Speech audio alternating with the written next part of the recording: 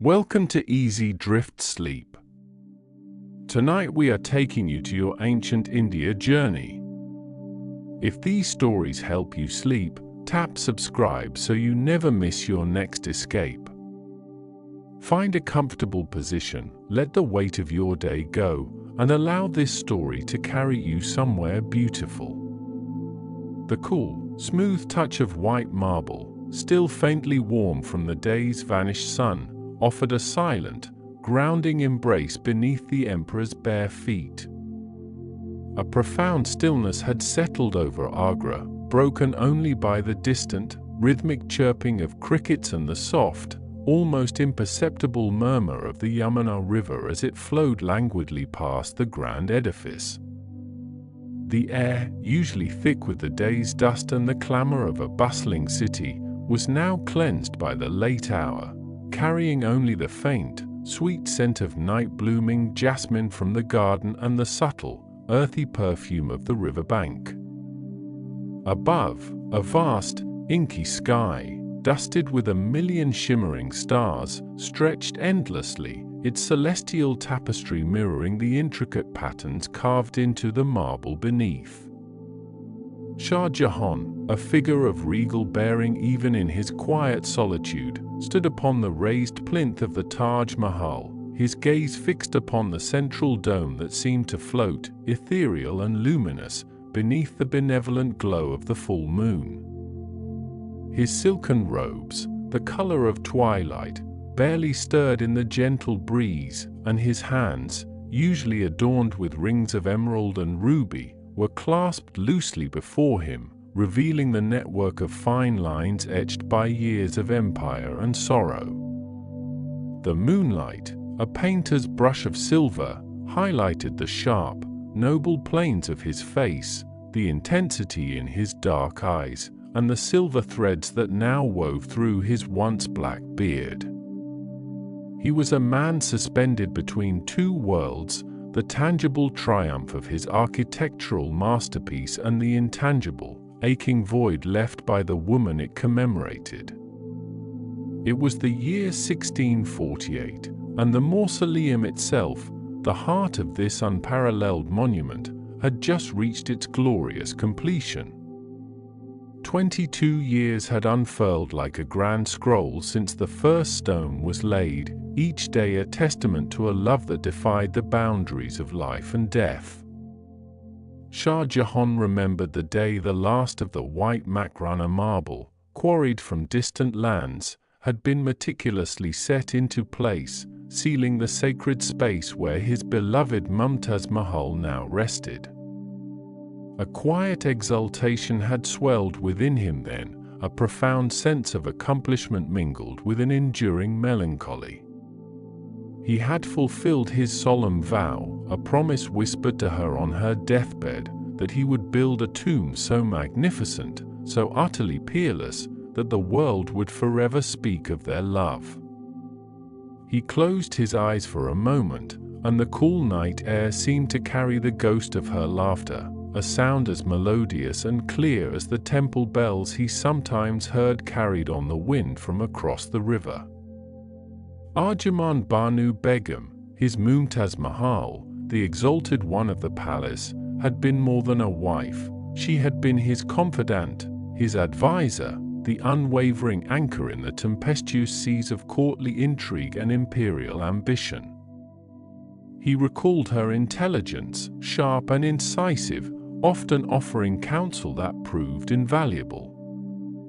She had held the royal seal, a trust rarely bestowed upon a queen, and had wielded it with a wisdom that earned her the respect of even the most hardened courtiers. Her beauty, legendary in its time, was not merely of feature but of spirit, a radiant inner light that had captivated him from the moment he first saw her, a young woman of Persian aristocracy, destined to share his throne and his heart. A faint sigh, almost imperceptible, escaped his lips as he opened his eyes again, his gaze sweeping across the meticulously manicured gardens, still awaiting the final touches that would complete the grand vision. The entire complex, he knew, would be a symphony of design, a harmonious blend of Persian, Islamic, and Indian architectural styles, a testament to the Mughal Empire's artistic zenith. The twin mosques, one to the east and one to the west, would soon stand sentinel, their red sandstone glowing against the white marble, their minarets reaching like prayers towards the heavens. The guest house, the grand gateway, the geometric pathways lined with cypress trees and fountains, to each element was conceived with a singular purpose: to create a paradise on earth, a garden of eternal repose for his queen. 5 more years would pass, years that felt both fleeting and interminable, until the year 1653, when the last artisan would pack his tools, the last stone would be laid, and the entire Taj Mahal complex would stand in its completed, breathtaking glory. Shah Jahan envisioned it then, as he stood under the moonlight, the delicate inlay work of semi-precious stones, shimmering like captured starlight, the intricate calligraphy of verses from the Quran, flowing like poetry across the marble surfaces. The entire ensemble would speak of peace, of harmony, of a love so profound it transcended the earthly realm. It was an accomplishment that filled him with a quiet, deep satisfaction, a legacy etched in stone for all eternity. Yet, even as this unparalleled monument blossomed into its full splendor, the seeds of a different, more tragic future were being sown within the very heart of his empire. The weight of his grief, though channeled into this magnificent creation, had perhaps blinded him to the shifting sands of power. His sons, ambitious and restless, watched from the periphery, their eyes fixed not on the beauty of the Taj, but on the peacock throne. The year 1658 arrived with the swift, brutal force of a desert storm. The whispers of rebellion grew into a roar, and the familiar faces of his own lineage turned against him. Aurangzeb, his third son, a man of stern piety and unyielding ambition, orchestrated a coup that would shatter the emperor's world. Shah Jahan, the architect of wonders, the patron of unparalleled beauty, found himself stripped of his power, his empire, and his freedom.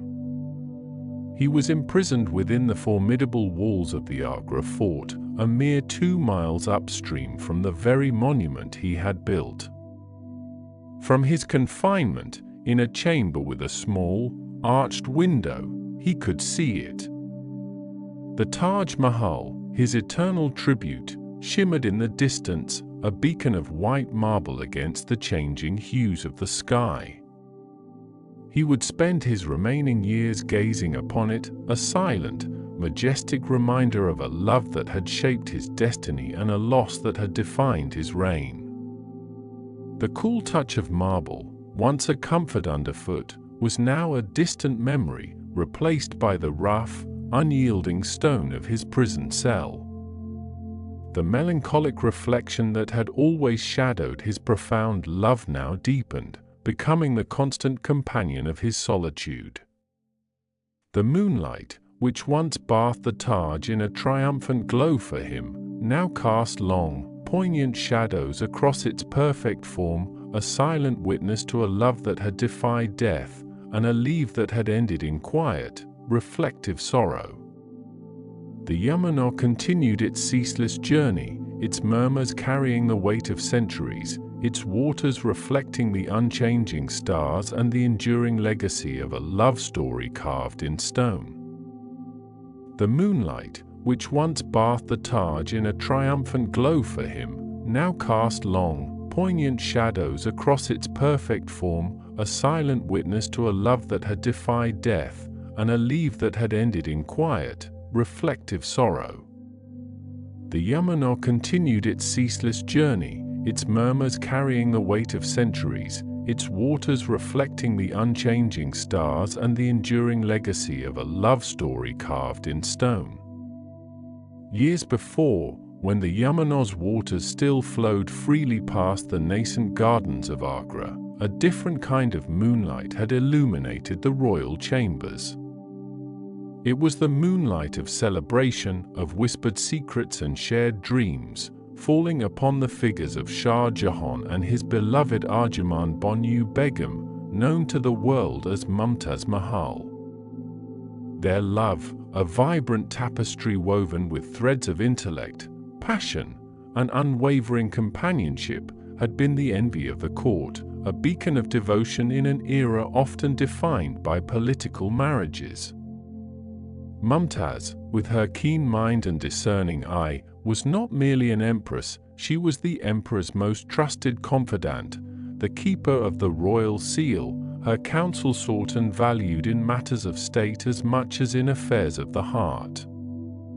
Her presence was a constant, steadying force, a quiet strength that anchored the emperor amidst the tumultuous currents of imperial rule. Then, the shadow fell. It was the year 1631, and the imperial camp was stationed in Burhanpur, a city far from the familiar comforts of Agra, where Shah Jahan was engaged in a military campaign. Mumtaz Mahal, despite her advanced pregnancy, had insisted on accompanying him, her loyalty unwavering, her desire to be by his side paramount. The air in the royal tent that fateful night was thick with a tension far heavier than any battle strategy. Outside, the sounds of the camp were muted, as if the very world held its breath. Inside, the flickering oil lamps cast dancing shadows on the faces of the midwives and physicians, their expressions etched with growing concern. Shah Jahan, usually a figure of unshakable composure, paced restlessly, his silken robes brushing softly against the rich carpets, his heart a frantic drumbeat against his ribs. He had witnessed the birth of 14 of their children, each a testament to their enduring love, but this time, a cold dread had begun to coil in his stomach, a premonition he desperately tried to dismiss. Hours stretched into an eternity, each passing moment a fresh agony.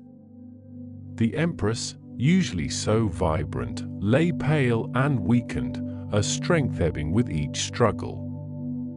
Her voice, once clear and melodious, was now a fragile whisper, barely audible above the hushed murmurs of the attendants. When the 15th child, a daughter, finally came into the world, a faint, exhausted cry, it was not the joyful sound that usually heralded new life.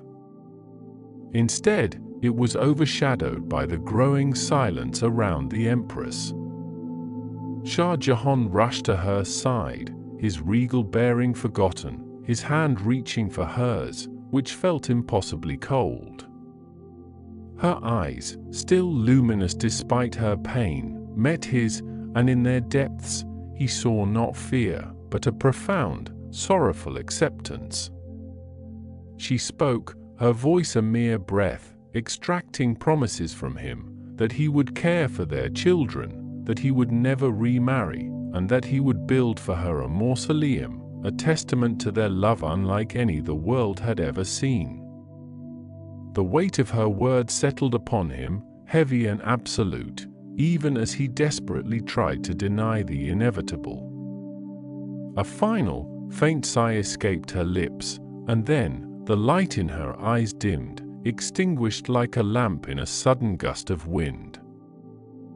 A profound silence descended upon the tent, broken only by the soft, heartbroken sobs of the attendants. Shah Jahan felt as if the very foundations of his world had crumbled, leaving him adrift in an ocean of despair. The joy of his life, the anchor of his soul, had departed, leaving behind an unbearable void. He knelt beside her, his head bowed, the weight of his grief a physical burden that pressed him into the earth. For 8 days, He remained secluded, refusing food, his once magnificent beard turning stark white in a single night of inconsolable sorrow. The vibrant colors of his world had drained away, leaving behind a monochrome landscape of loss. When he finally emerged, his eyes were hollow, his face gaunt, but in their depths, a fierce, unyielding determination had begun to flicker, a resolve born from the ashes of his shattered heart. He would fulfill her last wish, not merely as a duty, but as a sacred vow, a desperate attempt to bridge the chasm between life and death with a monument of eternal love.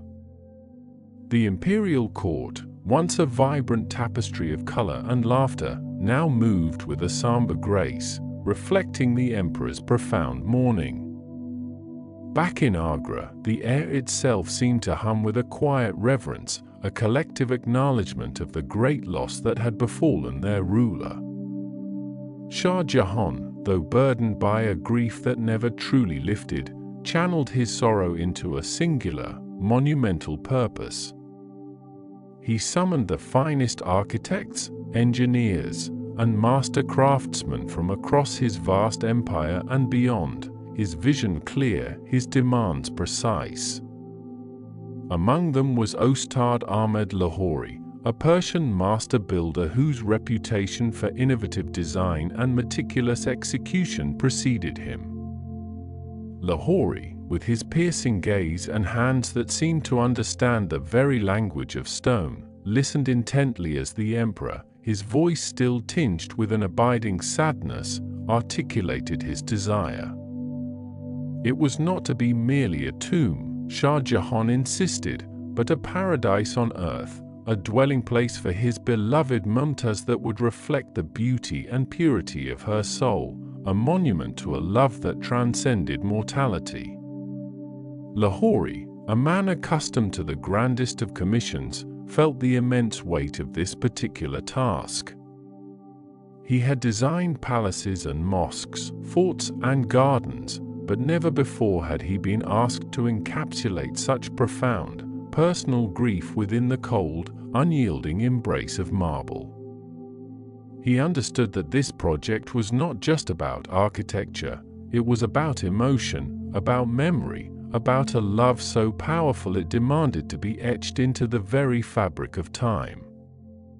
He spent countless hours poring over ancient texts, studying the principles of Indo-Islamic design, sketching, redrawing, refining, his mind a whirlwind of geometric patterns, intricate floral motifs, and the delicate balance of light and shadow. He envisioned a structure that would appear to float, ethereal and weightless, yet possess an undeniable strength, a timeless elegance. The white marble, Shah Jahan decreed, must be of the purest quality, brought from the quarries of Makrana, its surface capable of capturing and reflecting the changing hues of the sky, from the rosy blush of dawn to the pearlescent glow of midnight. The commission was given, the designs approved, and in the year 1632, the ground was broken on the southern bank of the Yamuna River, directly opposite the imperial gardens of Agra Fort. The site, carefully chosen for its serene beauty and its strategic position, was soon transformed into a bustling hive of activity. Thousands of laborious, skilled artisans and master craftsmen descended upon the riverbanks, their numbers swelling with each passing month. Elephants, their colossal forms moving with surprising grace, hauled massive blocks of marble and sandstone from distant quarries, their heavy footsteps thudding rhythmically on the earth. Bullock carts, laden with precious stones to jade from China, lapis lazuli from Afghanistan, sapphire from Sri Lanka, carnelian from Arabia, rumbled along newly constructed roads, their wheels churning up clouds of dust that mingled with the humid air. The construction site became a microcosm of the empire itself, a vibrant, industrious tapestry of humanity. Stone carvers, their hands calloused and strong, chipped away at the marble, coaxing intricate patterns from its pristine surface. Inlayers, with magnifying glasses perched on their noses, painstakingly placed thousands of tiny, polished gemstones into delicate floral designs, their work a testament to patience and precision. Calligraphers, their brushes dancing across the stone, inscribed verses from the Quran in elegant Thulu script, their artistry transforming sacred words into enduring beauty.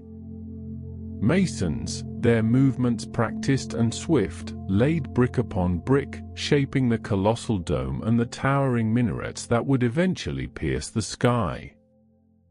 The air was filled with the rhythmic clang of hammers, the rasp of saws, the murmur of voices speaking a multitude of languages, all united in the monumental task. Despite the immense scale of the undertaking, a sense of quiet determination permeated the site. Each worker, from the humblest laborer to the most esteemed master craftsman, understood the profound significance of their contribution. They were not merely building a structure, they were crafting an eternal tribute, a physical manifestation of an emperor's undying love. Shah Jahan himself would often visit the site, not as a demanding ruler, but as a man deeply invested in every detail, his gaze sweeping over the rising walls, his mind envisioning the finished masterpiece. He would speak with Lahori, discussing angles and proportions, the play of light on the marble, the precise placement of each delicate inlay. In these moments, surrounded by the industrious hum of creation, a flicker of hope seemed to return to his eyes, a faint warmth that momentarily dispelled the chill of his grief.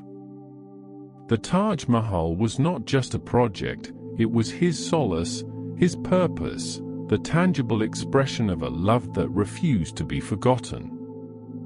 Meanwhile, life at the Mughal court in Agra continued its opulent, structured dance, a stark contrast to the emperor's personal sorrow, yet reflecting the empire's grandeur.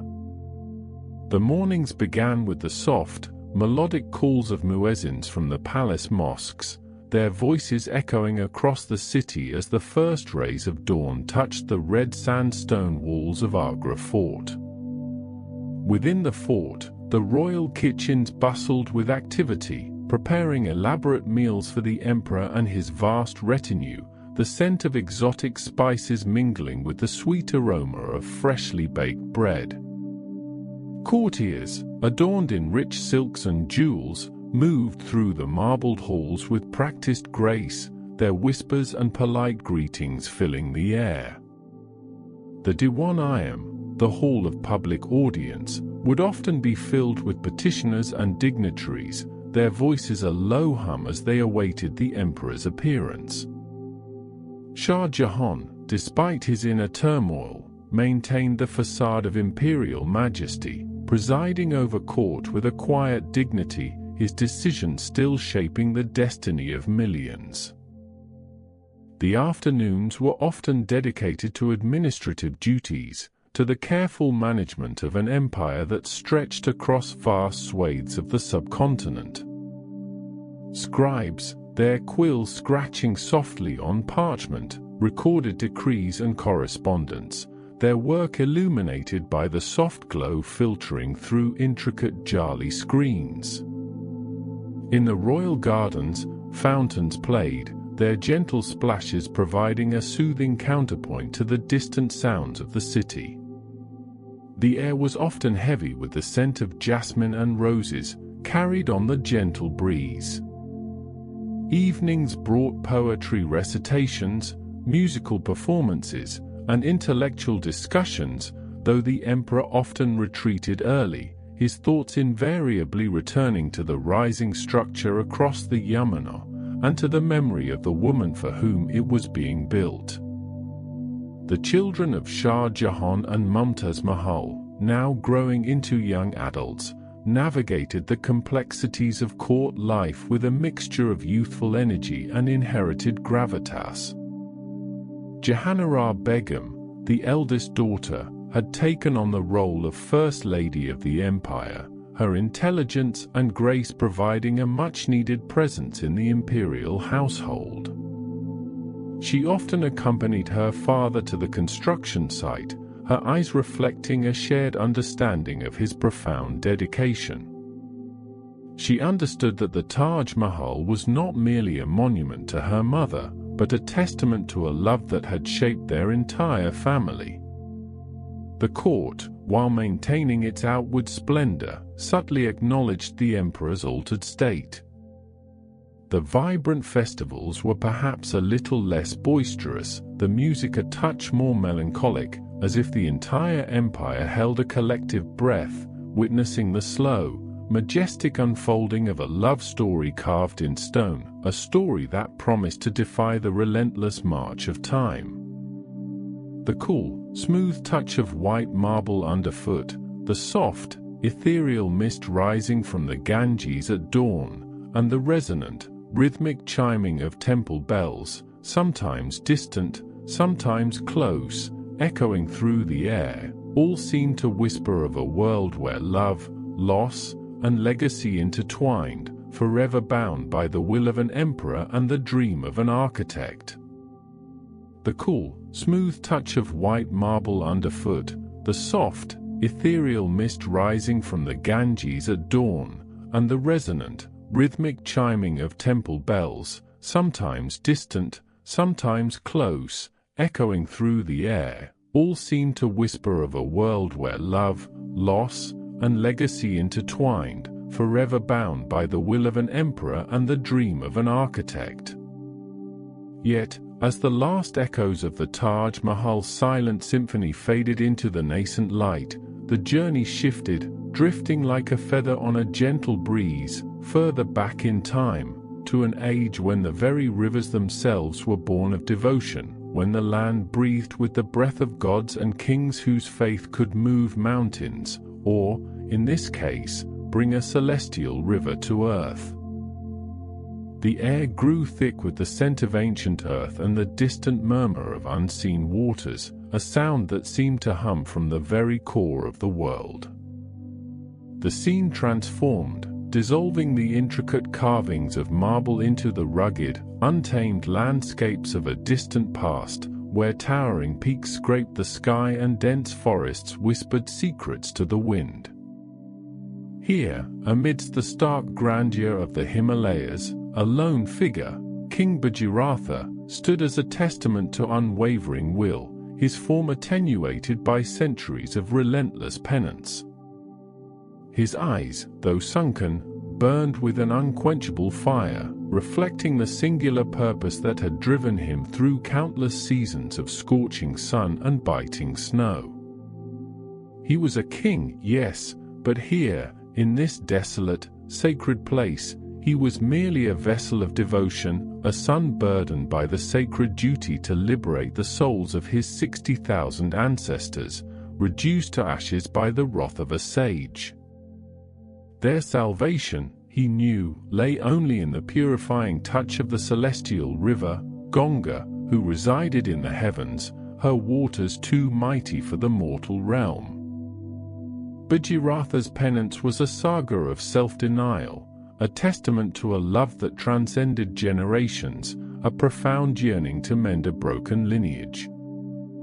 He had forsaken his throne, his comforts, his very identity as a monarch, to sit upon a single rock, his gaze fixed on the heavens, his breath a whispered prayer, his heart a drumbeat of unwavering resolve. Days bled into nights, seasons into years, and years into centuries, yet his determination never faltered. He ate only leaves, then roots, then nothing at all, his body becoming a mere shadow, a skeletal frame housing an indomitable spirit. The mountain winds howled around him, the snows buried him, the sun scorched him, but he remained, a living statue of devotion, his mind fixed on the celestial Ganga, his spirit reaching out to the divine. He knew the task was monumental, for Ganga's descent was not merely a matter of prayer, it required the intervention of the gods themselves, for her force was such that she could cleave the earth asunder. His ancestors' liberation, his kingdom's future, his very soul, all depended on this miraculous act, and he would not waver, not for a moment, until his sacred vow was fulfilled. Finally, after eons of such profound austerity, the heavens themselves seemed to stir, acknowledging the king's unparalleled devotion. The air shimmered with an unseen energy, and a voice, resonant and clear as a mountain spring, echoed through the valleys, a voice that belonged to the great god Brahma, who, moved by Bhargya's sacrifice, granted his wish. But Brahma warned him, the celestial Ganga's descent would be catastrophic, her immense power capable of devastating the earth. Only Lord Shiva, with his infinite strength and cosmic matted locks, could withstand her force, could break her fall.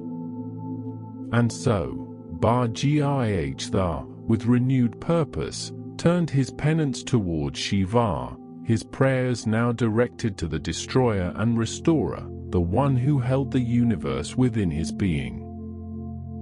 His supplications continued, his resolve hardening with each passing moment, until, at last, Lord Shiva, the Mahadeva, appeared before him, his third eye glowing with cosmic compassion, his form radiating an ancient, benevolent power. Shiva, seeing the pure, unselfish love that fueled Bhargya's quest, agreed to bear the brunt of Ganga's descent. It was a moment of profound relief, a miracle born of relentless faith. The heavens then opened, not with a gentle rain, but with a roar, a celestial torrent of unimaginable power. Ganga, in her divine form, plummeted from the sky, a dazzling, thundering river of light and sound, her waters eager to rush to earth, to purify and cleanse. Her force was indeed immense, a cosmic waterfall that threatened to shatter the world. But Shiva, standing tall and serene amidst the tempest, caught her in the tangled labyrinth of his matted hair. The celestial river, instead of crashing onto the earth, was ensnared, her mighty flow tamed and braided within the divine strands, her fury diffused into a gentle, meandering stream. From Shiva's locks, she emerged, no longer a destructive force, but a nurturing, life-giving river, flowing gracefully onto the plains of Bharatavarsha, following Bhargya's chariot, bringing life and purification wherever she went. The earth, which had trembled with fear, now sighed with relief, receiving the sacred waters that would forever sustain and sanctify it. The king's ancestors, touched by her holy waters, ascended to the heavens, their souls finally at peace, their liberation a testament to Bhargya's enduring love and faith. Centuries later, the sacred river, now known as the Ganga, flowed through the ancient city of Varanasi, her waters still carrying the echoes of that miraculous descent, still imbued with the power of purification.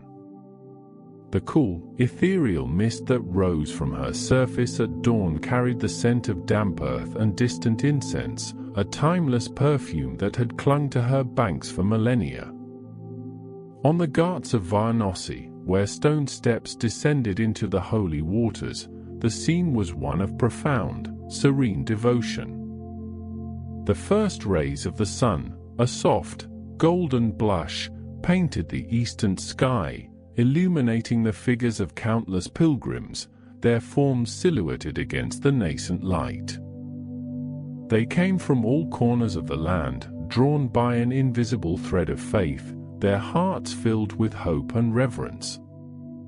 Among them, a figure emerged from the shadows of the ancient buildings, her movement slow but deliberate, her presence as comforting as the morning light.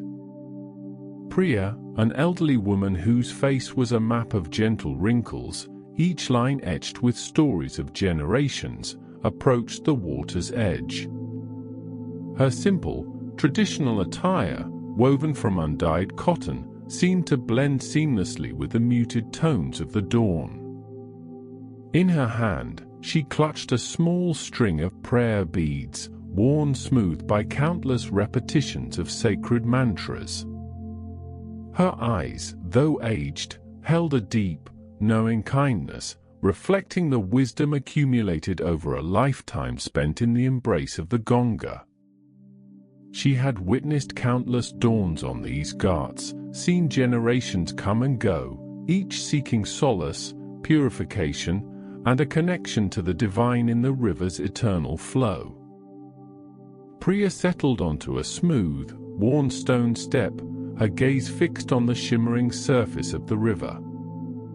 The air was filled with a symphony of soft sounds, the gentle lapping of water against stone, the murmuring of prayers, the distant chiming of temple bells, and the occasional splash as a devotee entered the cool embrace of the Ganga. Men and women, young and old, waded into the river, their hands clasped in prayer, their faces serene.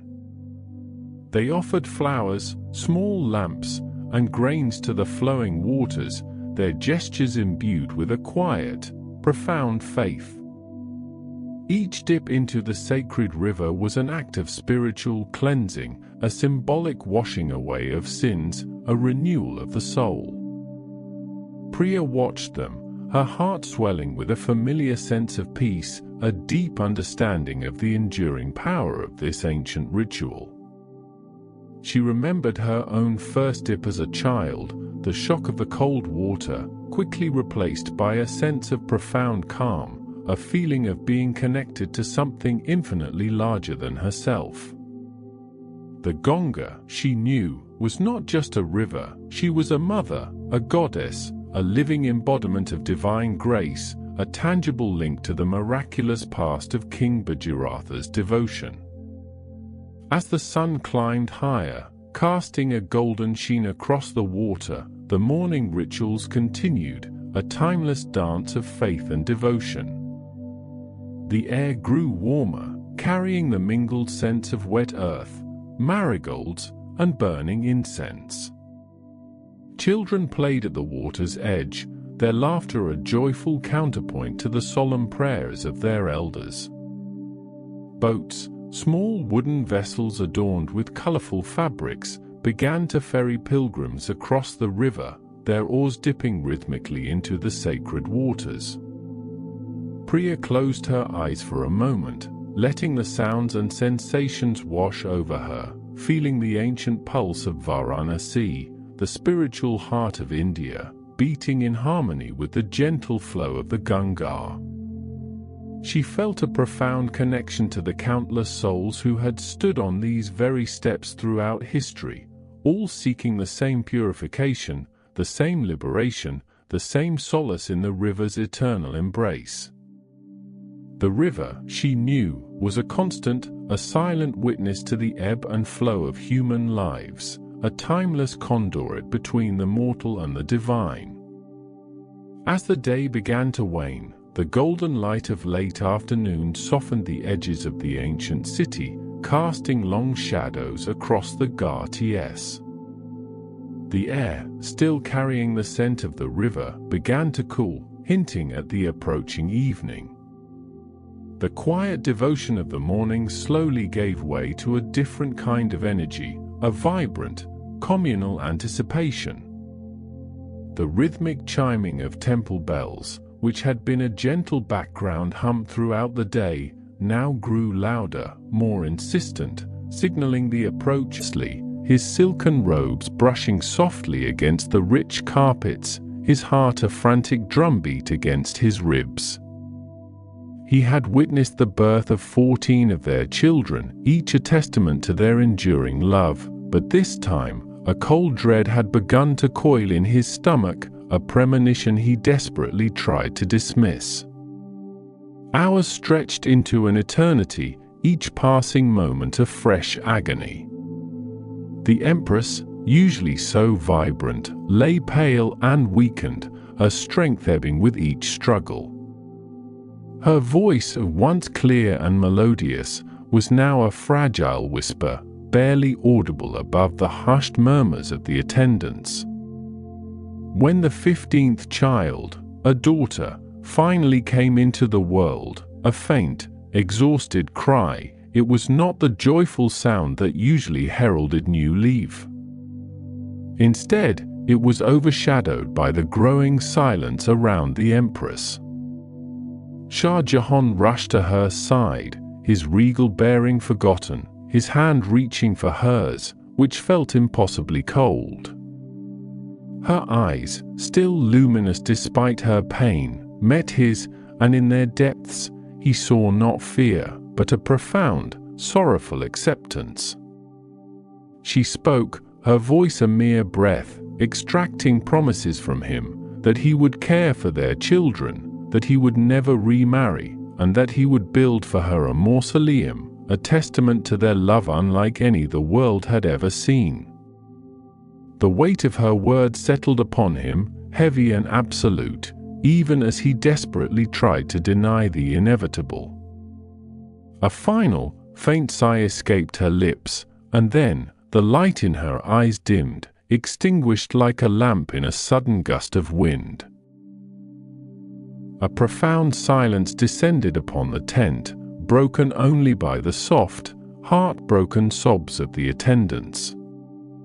Shah Jahan felt as if the very foundations of his world had crumbled, leaving him adrift in an ocean of despair. The joy of his life, the anchor of his soul, had departed, leaving behind an unbearable void. He knelt beside her, his head bowed, the weight of his grief a physical burden that pressed him into the earth. For 8 days, he remained secluded, refusing food, his once magnificent beard turning stark white in a single night of inconsolable sorrow. The vibrant colors of his world had drained away, leaving behind a monochrome landscape of loss. When he finally emerged, his eyes were hollow, his face gaunt, but in their depths, a fierce, unyielding determination had begun to flicker, a resolve born from the ashes of his shattered heart. He would fulfill her last wish, not merely as a duty, but as a sacred vow, a desperate attempt to bridge the chasm between life and death with a monument of eternal love.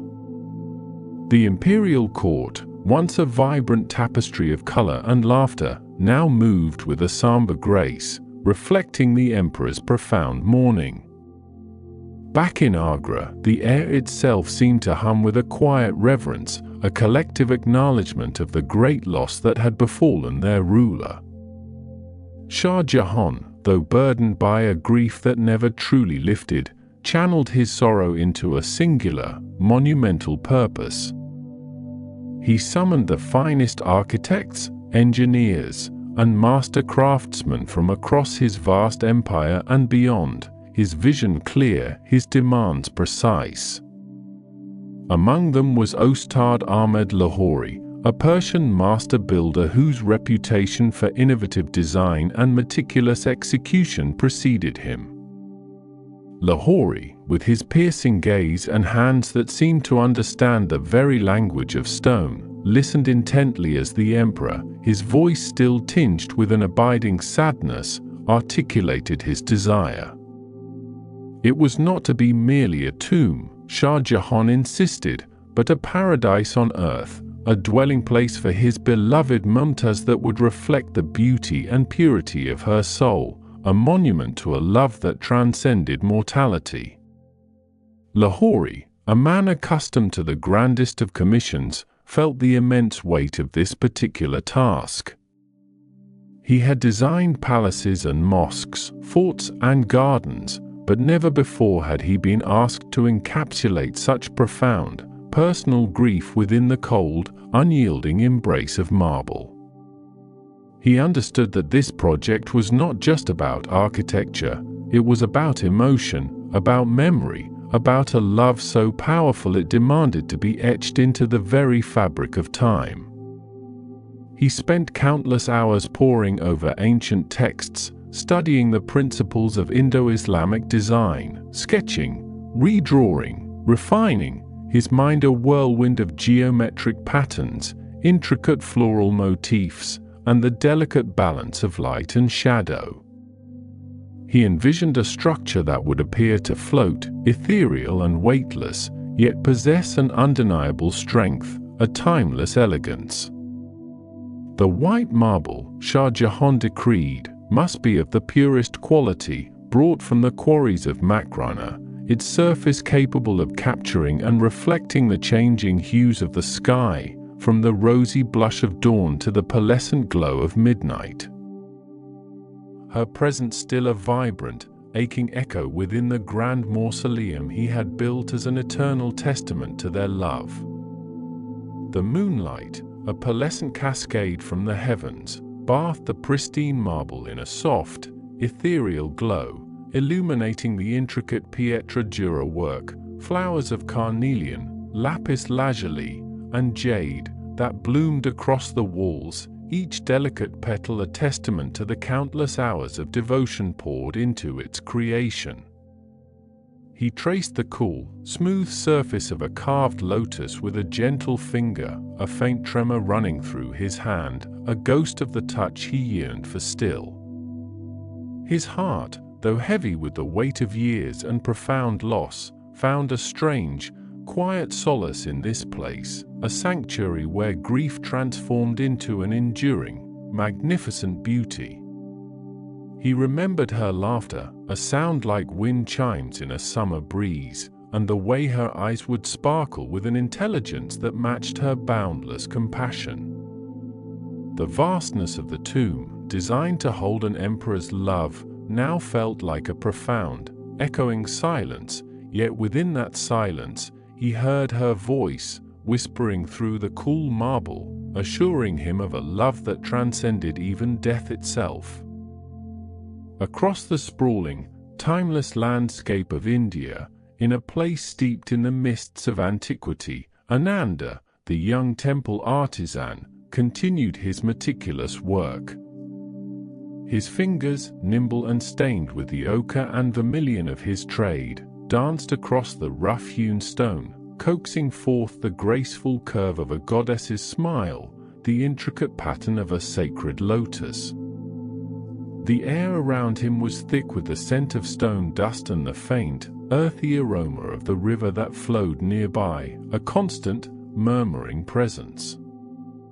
He was carving a frieze depicting scenes from ancient epics, tales of gods and heroes that had been passed down through generations, each story a thread in the rich tapestry of his people's spiritual heritage.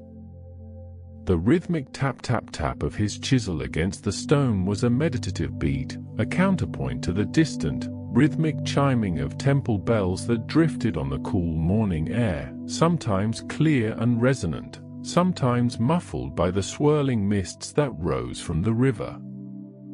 He felt a profound connection to the countless hands that had shaped such sacred spaces before him, a lineage of devotion stretching back through epochs, each artisan contributing their small, perfect piece to the grand mosaic of faith. His brow was furrowed in concentration, yet a serene calm settled upon his features, for in this act of creation, he felt himself to be a conduit, a vessel through which the divine manifested in tangible form.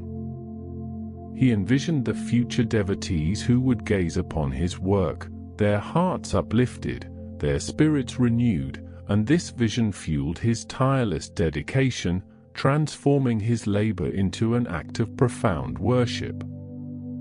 Meanwhile, by the sacred banks of the Ganges, where the first blush of dawn painted the eastern sky in hues of rose and gold, Priya, the elderly storyteller, sat cross-legged on a worn jute mat. The soft, ethereal mist rising from the river embraced her like a gentle shroud, carrying the scent of damp earth, distant incense, and the faint, sweet aroma of marigolds offered in devotion. Her kind eyes, deep pools of ancient wisdom, watched the river's eternal flow, its surface a shimmering canvas reflecting the nascent light. She held a small string of prayer beads, her fingers, gnarled with age, moving with a practiced rhythm over each smooth, wooden sphere. Around her, a small group of children, their faces bright with curiosity, listened intently as she wove tales of creation and cosmic cycles, of the river's cleansing power, and of the interconnectedness of all life. Her voice, gentle and resonant, was like the river itself, flowing, ancient, and endlessly nurturing. She spoke of the great emperors who had sought solace in these waters, of the sages who had meditated on its banks, and of the countless souls who had found peace in its embrace. "The river remembers everything," she murmured, her gaze fixed on the swirling currents, "and in its memory, we find our own truth." Her words were not merely stories, they were living histories, imbued with the spiritual essence of generations, passed down like precious heirlooms, ensuring that the flame of ancient wisdom would never extinguish. Her words were not merely stories, they were living histories, imbued with the spiritual essence of generations, passed down like precious heirlooms, ensuring that the flame of ancient wisdom would never extinguish. As the sun began its slow ascent, casting long, golden fingers across the landscape, an extraordinary convergence began to unfold. In Agra, Shah Jahan, standing amidst the moonlit splendor of the Taj, felt a peculiar sensation, a subtle shift in the very air around him. The cool marble beneath his feet seemed to hum with an ancient energy, and for a fleeting moment, the intricate floral patterns on the walls seemed to shimmer, as if infused with a leaf beyond stone. He closed his eyes, and in his mind's eye, he saw not only the delicate inlay of carnelian and lapis but also the rough-hewn blocks of stone, the sweat of countless artisans, the meticulous planning, and the profound, almost spiritual dedication that had brought this monument into being.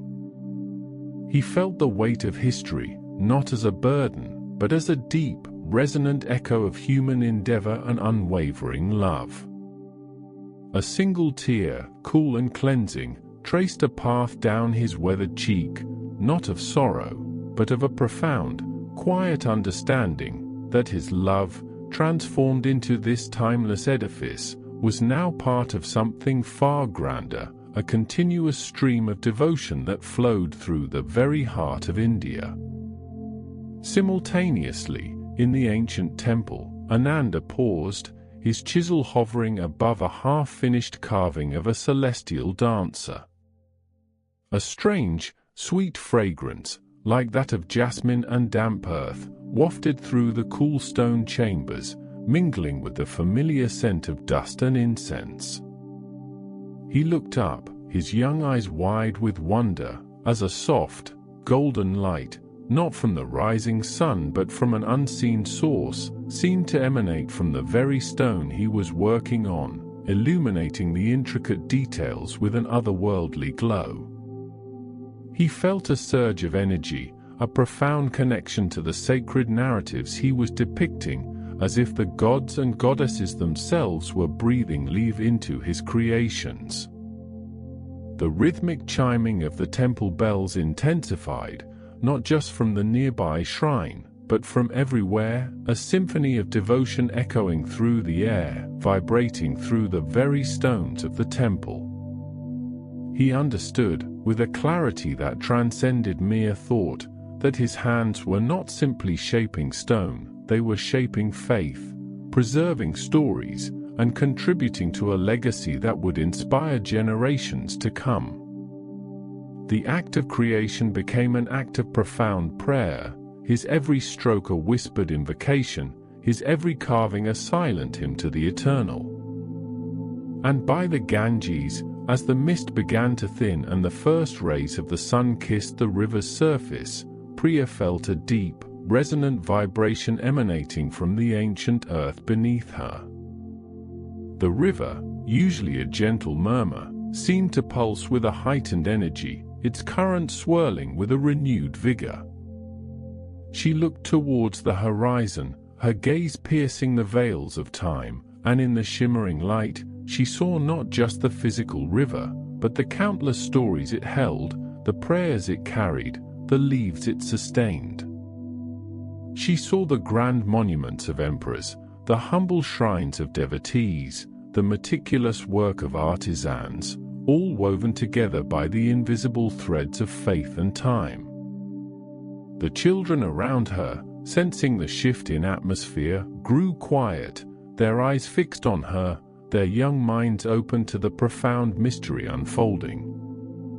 Priya closed her eyes, and in that moment, she felt the confluence of eras, the grandeur of the Mughal Empire, the timeless devotion of ancient temples, the purifying embrace of the sacred river, all merging into a single, harmonious chord. She saw Shah Jahan's grief transformed into marble, Ananda's devotion etched into stone, and her own stories echoing through the ages, each a testament to the enduring human spirit. Marble, Ananda's devotion etched into stone, and her own stories echoing through the ages, each a testament to the enduring human spirit. A gentle breeze, carrying the combined scents of jasmine, damp earth, and distant incense, swept through all three locations, a silent messenger connecting the disparate threads of time and space. Shah Jahan, standing in the Taj, felt a profound sense of peace settle over him, a quiet triumph over the sorrow that had once consumed him. He understood that the monument was not just for Mumtaz, but for all who sought beauty, all who understood love, all who yearned for something eternal.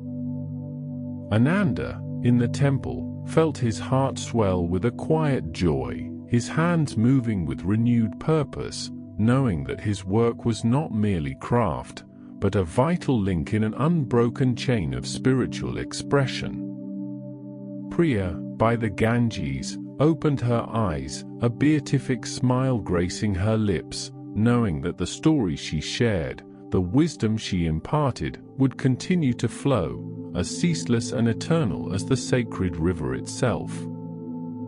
The cool, smooth touch of white marble, the soft, ethereal mist, and the resonant, rhythmic chiming of temple bells, these sensory anchors, once distinct, now intertwined, forming a singular, harmonious symphony that resonated across the vast expanse of India, a timeless journey of love, devotion, and the enduring spirit of human creation. Each character, in their own time and place, felt a profound sense of belonging, a quiet understanding that they were part of something magnificent, a grand tapestry woven with threads of faith, artistry, and an eternal, unwavering love that transcended the boundaries of life and death, echoing through the very soul of the land. The grand tapestry, woven with threads of faith and artistry, unfurled further, revealing the quiet wisdom carried by the ancient waters of the Ganges, a wisdom Priya had absorbed over a lifetime spent on its banks. Her journey, unlike the monumental expressions of love and devotion seen in marble and stone, was one of gentle continuity, a living bridge between the past and the present, her spirit as deeply rooted as the banyan trees that lined the sacred river. Priya sat on the worn stone steps leading down to the Ganges, her fingers, gnarled with age but still nimble, tracing the smooth, cool surface of her prayer beads. The last vestiges of the moon, a sliver of silver in the pre-dawn sky, cast a faint, shimmering path across the water, illuminating the gentle eddies and currents. The air was cool and damp, carrying the earthy scent of the riverbed and a faint, sweet aroma of jasmine offerings left by earlier devotees. A soft, ethereal mist, like a veil woven from moonlight and water vapor, began to rise from the river, swirling around her ankles, promising the imminent arrival of dawn. She listened to the rhythmic lapping of the water against the steps, a sound that had been the constant soundtrack of her life, a lullaby of eternity. Each ripple seemed to whisper tales of countless generations, of prayers offered, of sorrows released, of joys celebrated, all carried on the current, downstream towards the great ocean. Her eyes, though aged, held a profound depth, reflecting the countless dawns she had witnessed break over this sacred river, each one a testament to renewal and the unending cycle of life. She had seen kings and paupers, scholars and simple folk, all drawn to the Ganges for solace, for purification, for a connection to something larger than themselves. Her own life had been a quiet offering, a devotion not to grand temples or towering monuments, but to the living, breathing spirit of the river itself. She wore simple, hand-spun cotton, its muted colors blending seamlessly with the muted tones of the dawn, and a single, intricately carved wooden pendant rested against her chest, a gift from her grandmother, imbued with generations of blessings. As the sky began to blush with the first hints of rose and gold, a young woman, perhaps in her late teens, approached the steps, her movements hesitant, her eyes downcast. She carried a small brass lamp and a handful of marigold petals. Priya watched her with a gentle, knowing gaze, recognizing the universal tremor of a soul seeking guidance, a heart burdened by unspoken questions. The young woman, named Leela, knelt a few steps below Priya, carefully lighting the lamp, its small flame flickering bravely against the encroaching light of dawn. She placed the marigolds around it, her slender fingers trembling slightly.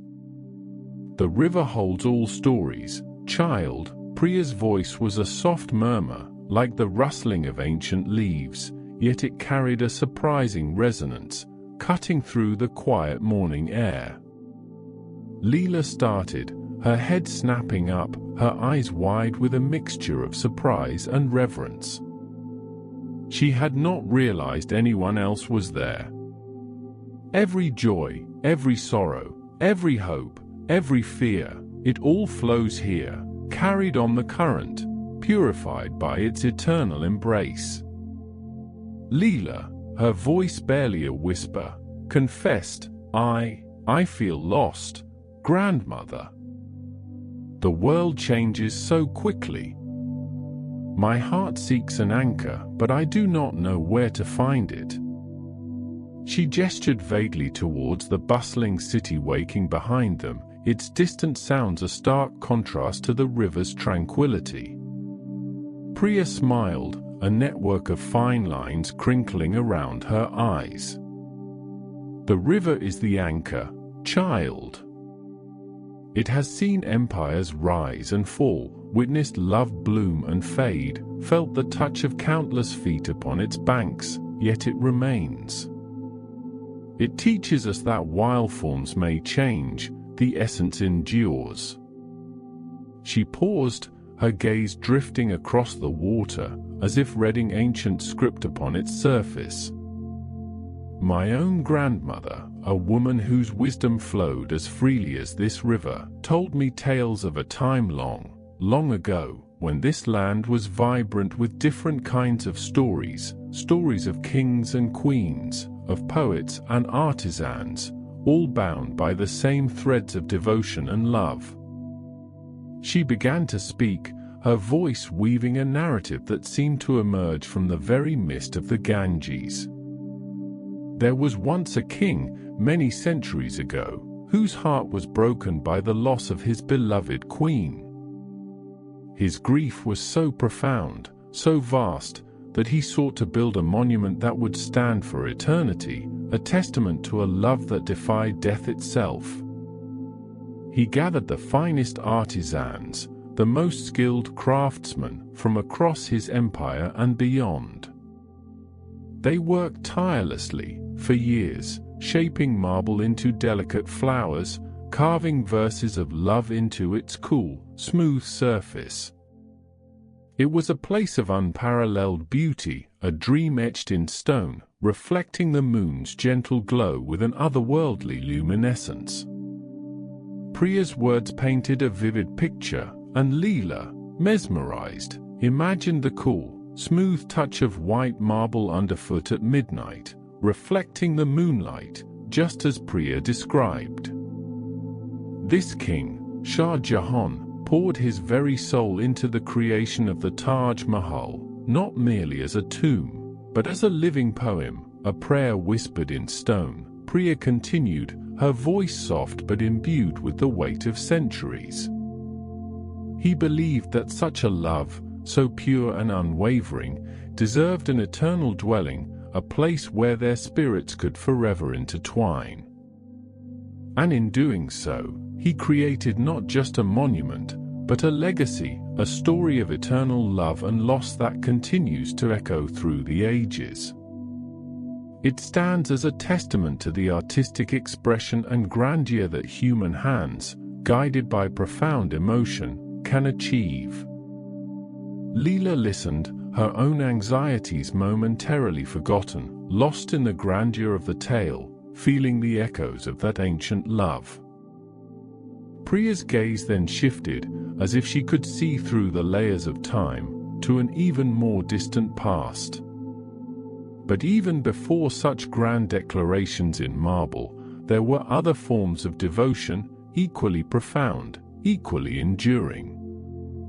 My grandmother spoke of a time when the land itself was considered sacred, when the rhythm of leaf was intertwined with the cycles of nature, when the Ganges was not just a river, but a goddess, a mother, a purifier of souls. She recounted stories of ancient sages who meditated on these very banks, their minds seeking union with the divine, their chants rising with the morning mist. They understood the spiritual purification and rebirth that this river offered, not just to the body, but to the very essence of one's being. They believed that a single dip in these holy waters could wash away the accumulated dust of lifetimes, offering a fresh beginning, a chance to align oneself with the cosmic flow. Leela imagined the ethereal mist rising from the Ganges at dawn, carrying the scent of damp earth and distant incense, just as it did now, connecting her to those ancient seekers. Priya spoke of the subtle, yet powerful, interconnectedness of nature and spirituality that defined those early eras. The trees were not just wood, they were homes for spirits. The mountains were not just stone, they were abodes of gods. And the river, oh, the river was the very lifeline, carrying not just water, but sustenance for the soul. The passage of time, then, was not marked by clocks, but by the changing seasons, by the migration of birds, by the waxing and waning of the moon. And the legacy they left was not in grand buildings, but in the hymns they composed, in the wisdom they passed down orally, generation to generation, like the flow of this very river. She then spoke of the temple bells, their resonant, rhythmic chiming, sometimes distant, sometimes close, echoing through the air, a constant reminder of faith. In those ancient times, and even now, the sound of the temple bell is a call to devotion, a vibration that cleanses the air and awakens the spirit. Each chime is a prayer, a moment of connection, a reminder of the divine presence that permeates all things.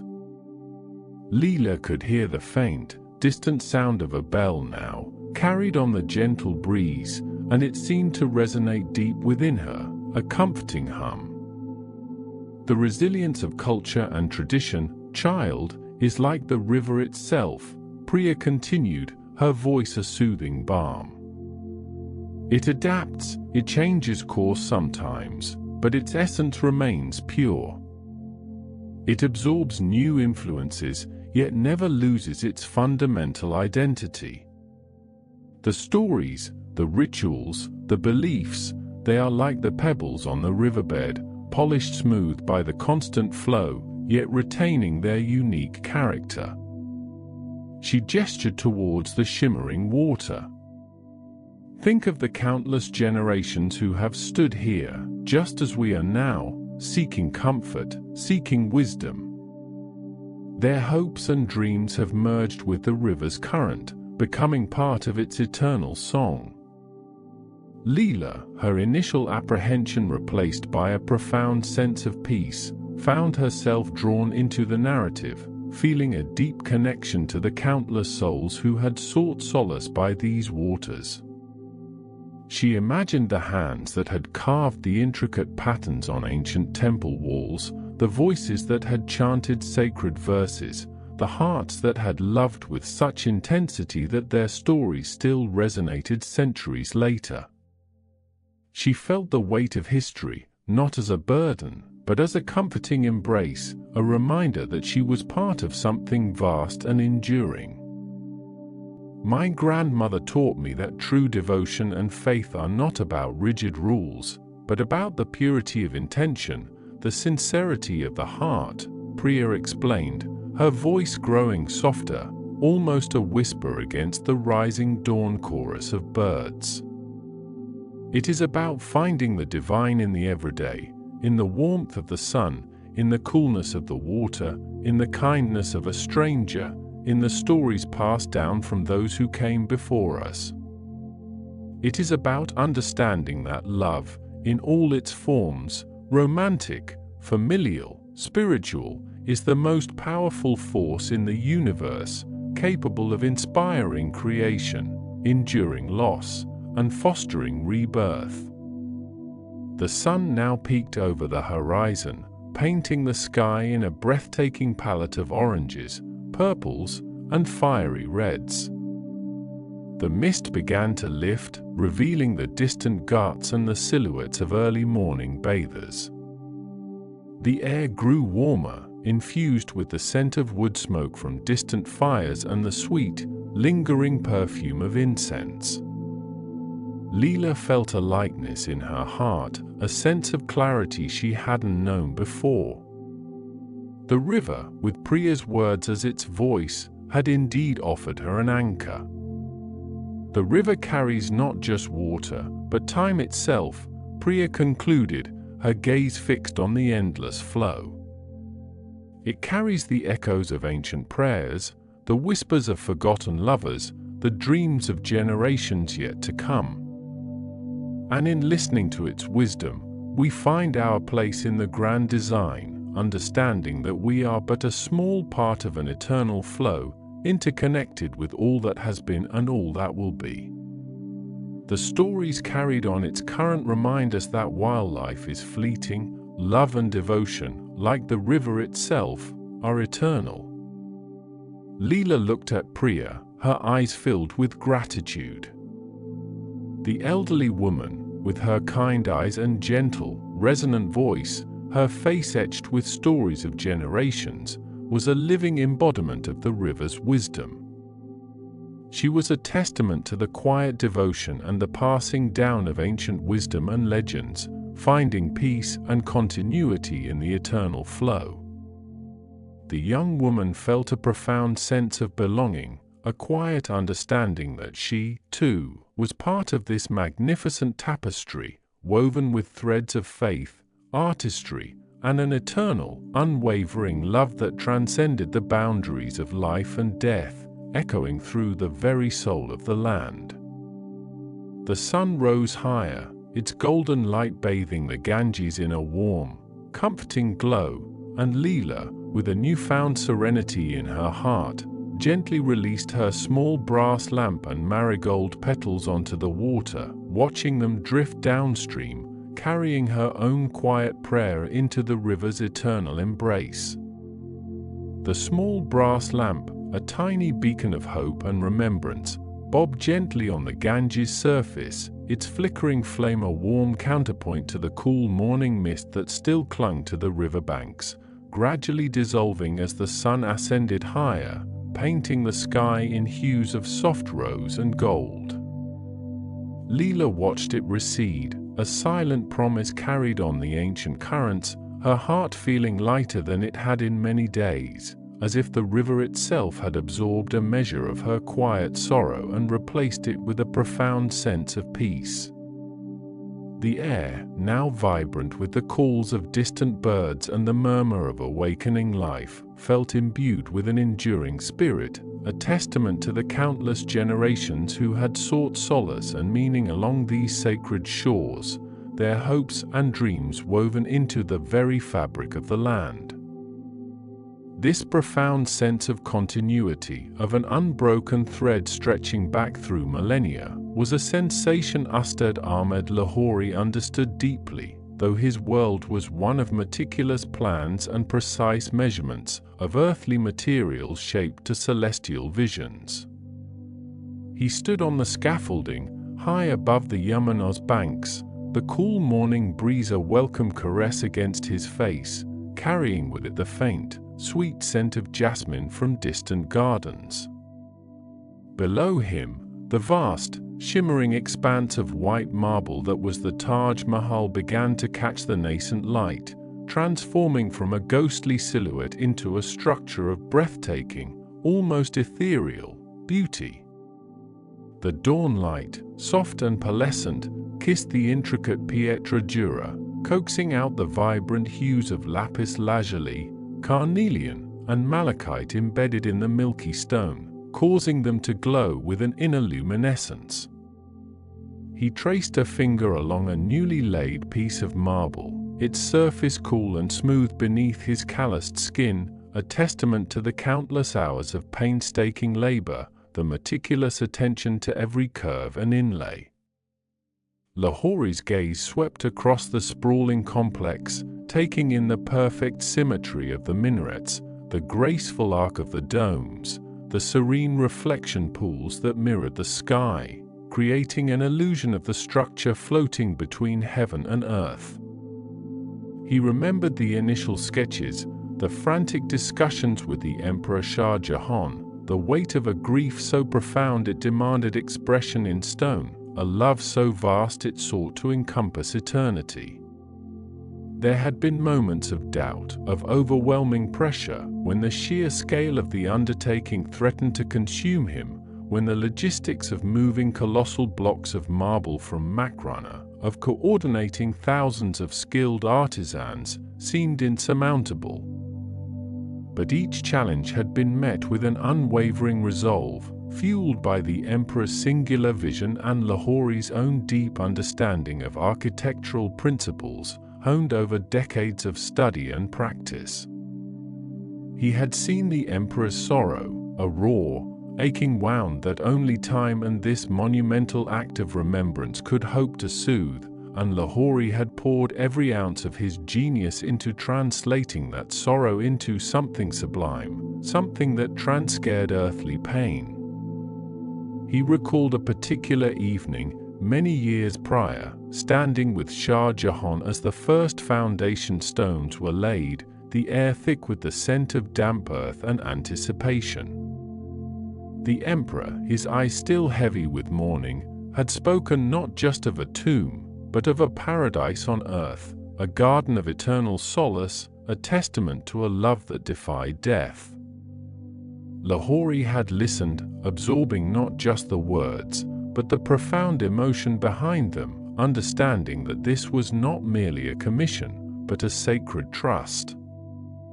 He had spent countless nights poring over ancient texts, studying the geometry of the cosmos, the symbolism of Persian gardens, the delicate balance of light and shadow in Islamic art. His hands, though accustomed to the rough feel of parchment and the cool weight of a compass, had often ached from the sheer mental exertion, the endless calculations, the relentless pursuit of perfection.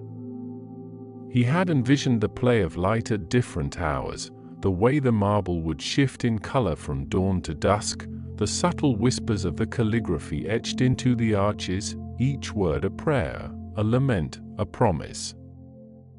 Now, as the sun climbed higher, casting longer, more defined shadows, Lahori felt a quiet satisfaction bloom within him, a deep sense of accomplishment that settled in his bones.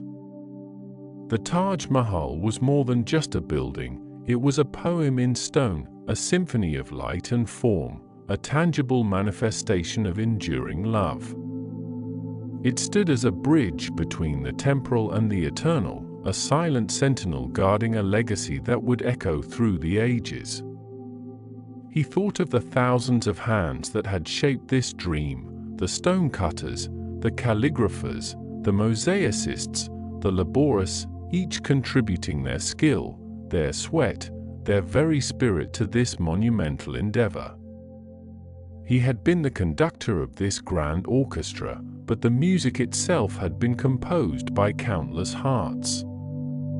The weight of his responsibility, once so heavy, now felt like a gentle embrace, a recognition of his role in crafting something truly timeless.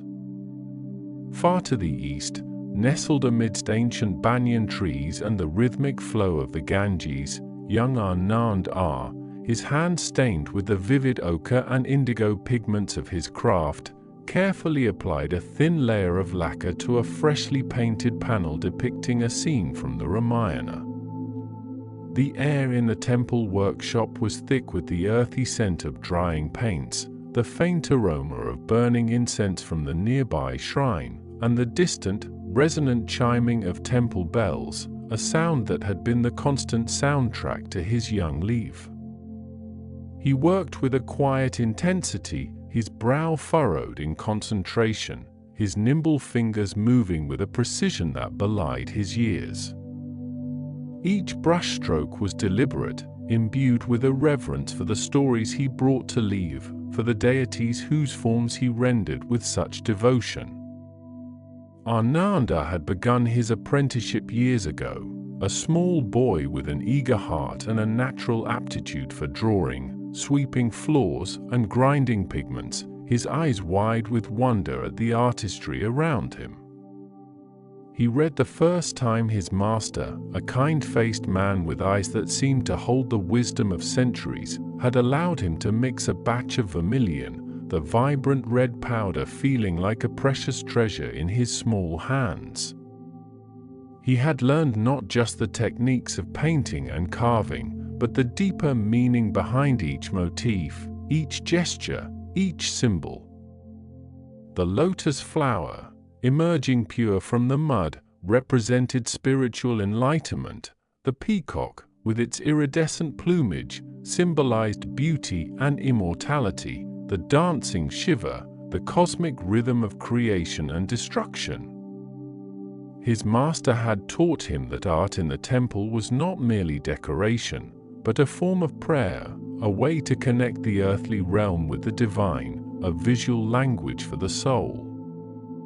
He recalled one particularly challenging carving, a depiction of the goddess Lakshmi, her hands overflowing with golden coins, symbolizing prosperity. The marble had been stubborn, resisting his tools, and frustration had threatened to overwhelm him. His master, sensing his struggle, had gently taken his hand, guiding the chisel, showing him how to coax the form from the stone, how to listen to the material. The stone, his master had whispered, his voice soft yet firm, holds the goddess within. Your task is not to create her, but to reveal her.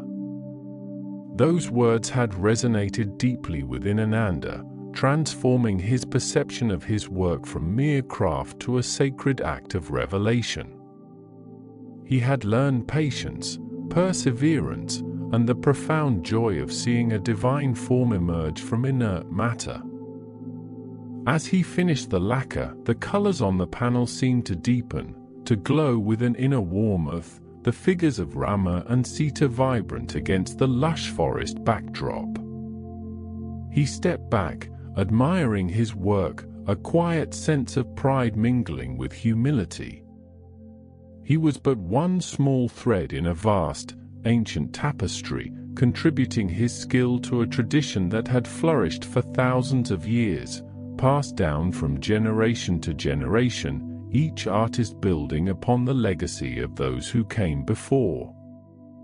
He thought of the countless hands that had carved the intricate pillars of the temple, that had painted the vibrant frescoes, that had shaped the very bricks and mortar, all driven by a shared devotion, a collective desire to honor the divine. The temple itself was a living testament to this enduring faith, its stones permeated with the prayers and aspirations of countless souls. The afternoon sun, now high in the sky, streamed through the open archway of the workshop, illuminating dust motes dancing in the air and casting long, slender shadows across the stone floor. Ananda carefully placed the finished panel on a drying rack, his gaze lingering on the serene faces of the deities, feeling a deep connection to the spiritual essence they represented. He knew that his work, like the work of Ustad Ahmed Lahori, was not merely about creating beautiful objects, but about giving form to the intangible, about preserving a legacy of faith and artistry that transcended individual lives. The stone of the temple, like the marble of the Taj Mahal, would stand for centuries, silent witnesses to the passage of time, enduring symbols of human aspiration and devotion. Later that evening, as twilight descended, painting the sky in shades of deep indigo and violet, the air grew cool, carrying the faint, sweet scent of night-blooming jasmine. The river, a dark, shimmering ribbon under the waxing moon, reflected the distant lights of the city, which twinkled like fallen stars. The rhythmic chiming of temple bells, now closer, now fading, created a soothing, hypnotic melody that seemed to weave itself into the very fabric of the night, a timeless lullaby for the ancient land. Lahori, standing on the finished terrace of the Taj Mahal, felt the cool, smooth marble under his bare feet, a sensation both grounding and ethereal. He looked out over the Yamuna, its waters flowing serenely towards the distant Ganges, connecting his masterpiece to the sacred heart of the land. The Taj, bathed in moonlight, seemed to float, a vision of pure white against the velvet sky, its domes and minarets reaching towards the heavens, a silent prayer etched in stone. He thought of Mumtaz Mahal, her memory now enshrined not in sorrow, but in an edifice of unparalleled beauty, a testament to a love that had truly conquered death. His life's work was complete, a legacy secured, a dream made real. Ananda, having finished his evening prayers, walked along the ghats, the cool, damp earth beneath his sandals a familiar comfort. He watched the last of the small lamps drift downstream, tiny embers on the vast, dark canvas of the river, each carrying a silent wish, a whispered hope. The mist, ethereal and soft, began to rise from the Ganges, swirling gently around him, carrying the faint, comforting scent of damp earth and distant incense.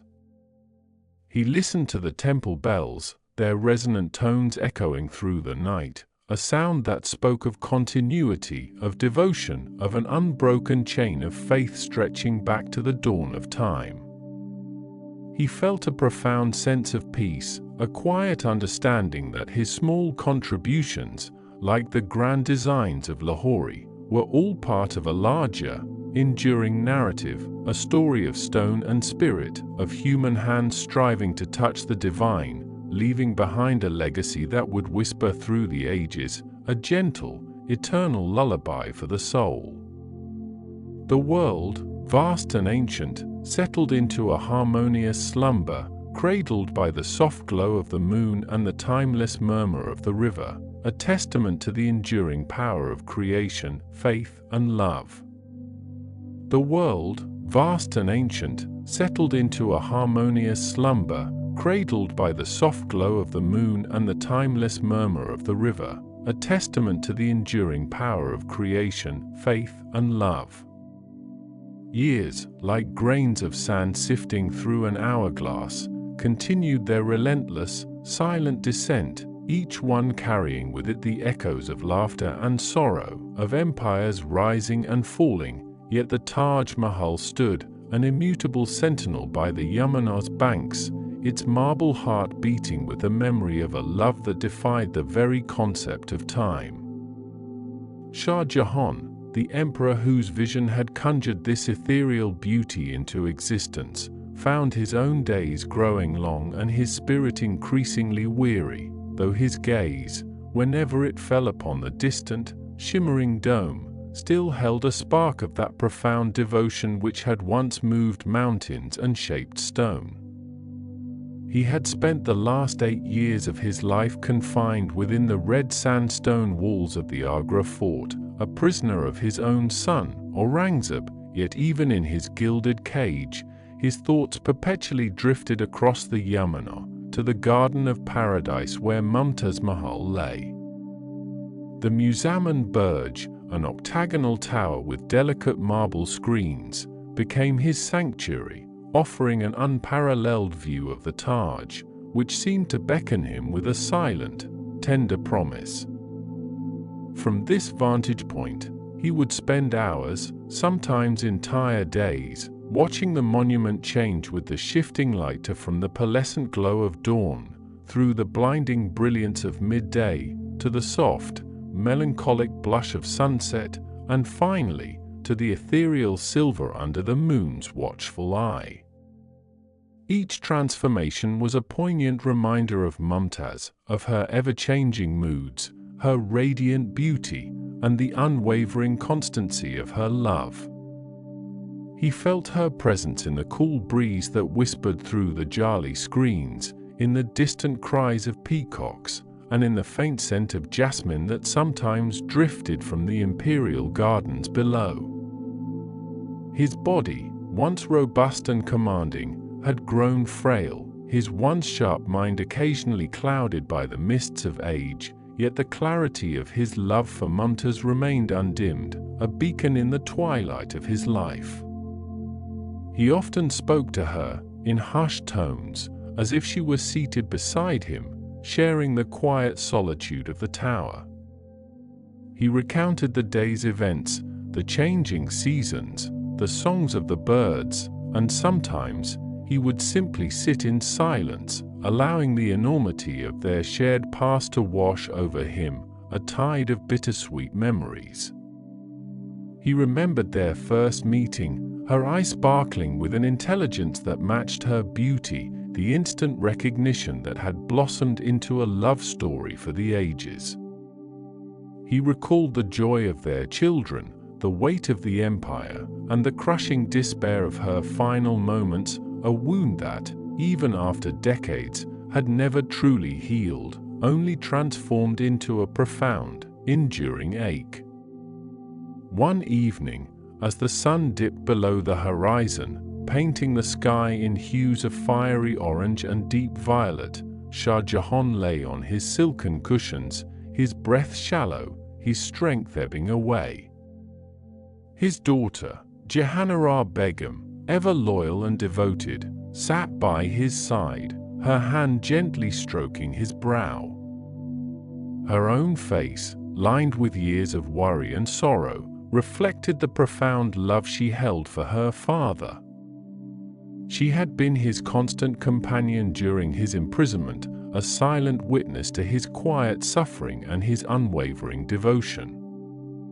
He turned his head slightly, his eyes, though dim, still seeking the familiar outline of the Taj Mahal in the fading light. It stood, a ghostly white against the darkening canvas of the sky, its dome a perfect pearl, its minarets like slender fingers reaching towards the heavens.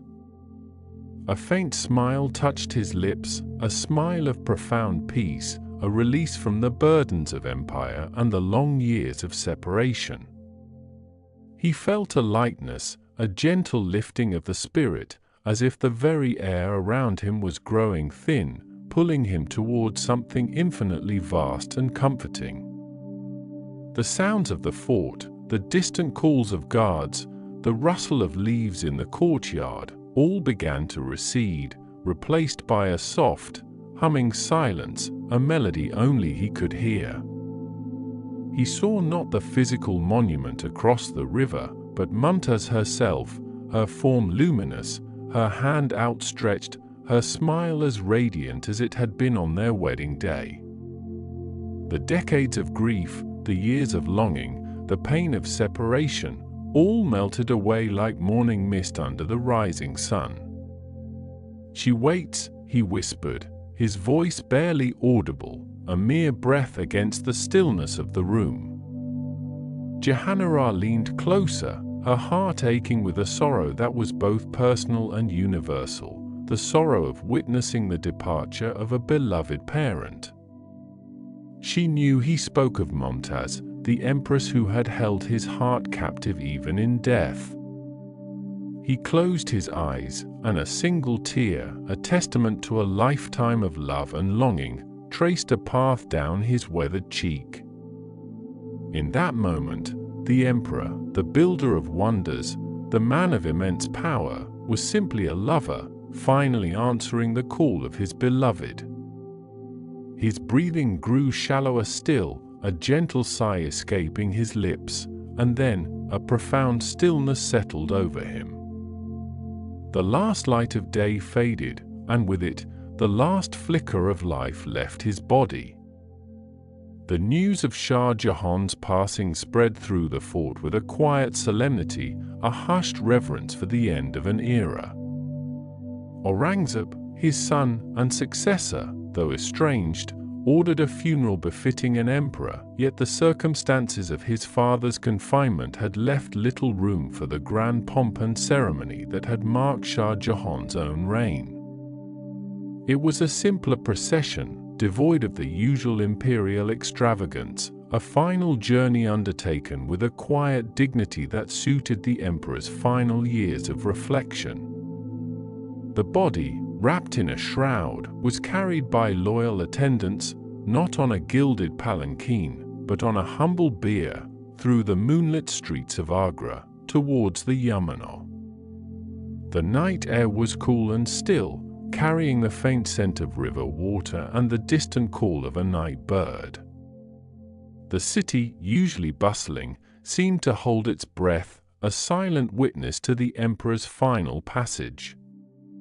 The moon, a crescent sliver in the inky sky, cast long, dancing shadows, illuminating the path with a soft, ethereal glow. The rhythmic chanting of prayers accompanied the procession, a low, resonant hum that seemed to merge with the gentle lapping of the river against its banks. There was a profound sense of peace in the air, a feeling of completion, as if the universe itself was acknowledging the fulfillment of a destiny. They reached the gates of the Taj Mahal, its marble glowing under the moonlight, a beacon of eternal love. The great doors, usually open to the world, were now opened for their emperor, allowing him to enter the sacred space he had created.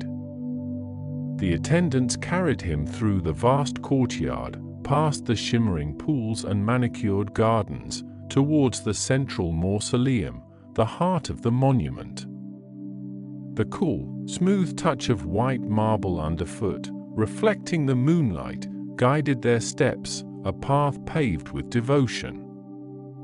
The air within the mausoleum was cool and still, imbued with the faint, sweet scent of roses and the profound silence of eternity.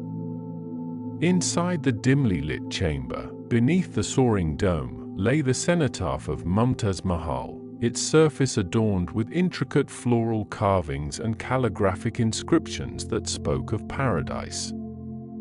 Beside it, a space had been prepared, simple yet dignified, awaiting its emperor. The attendants gently lowered Shah Jahan's body into the crypt below, placing him beside his beloved empress.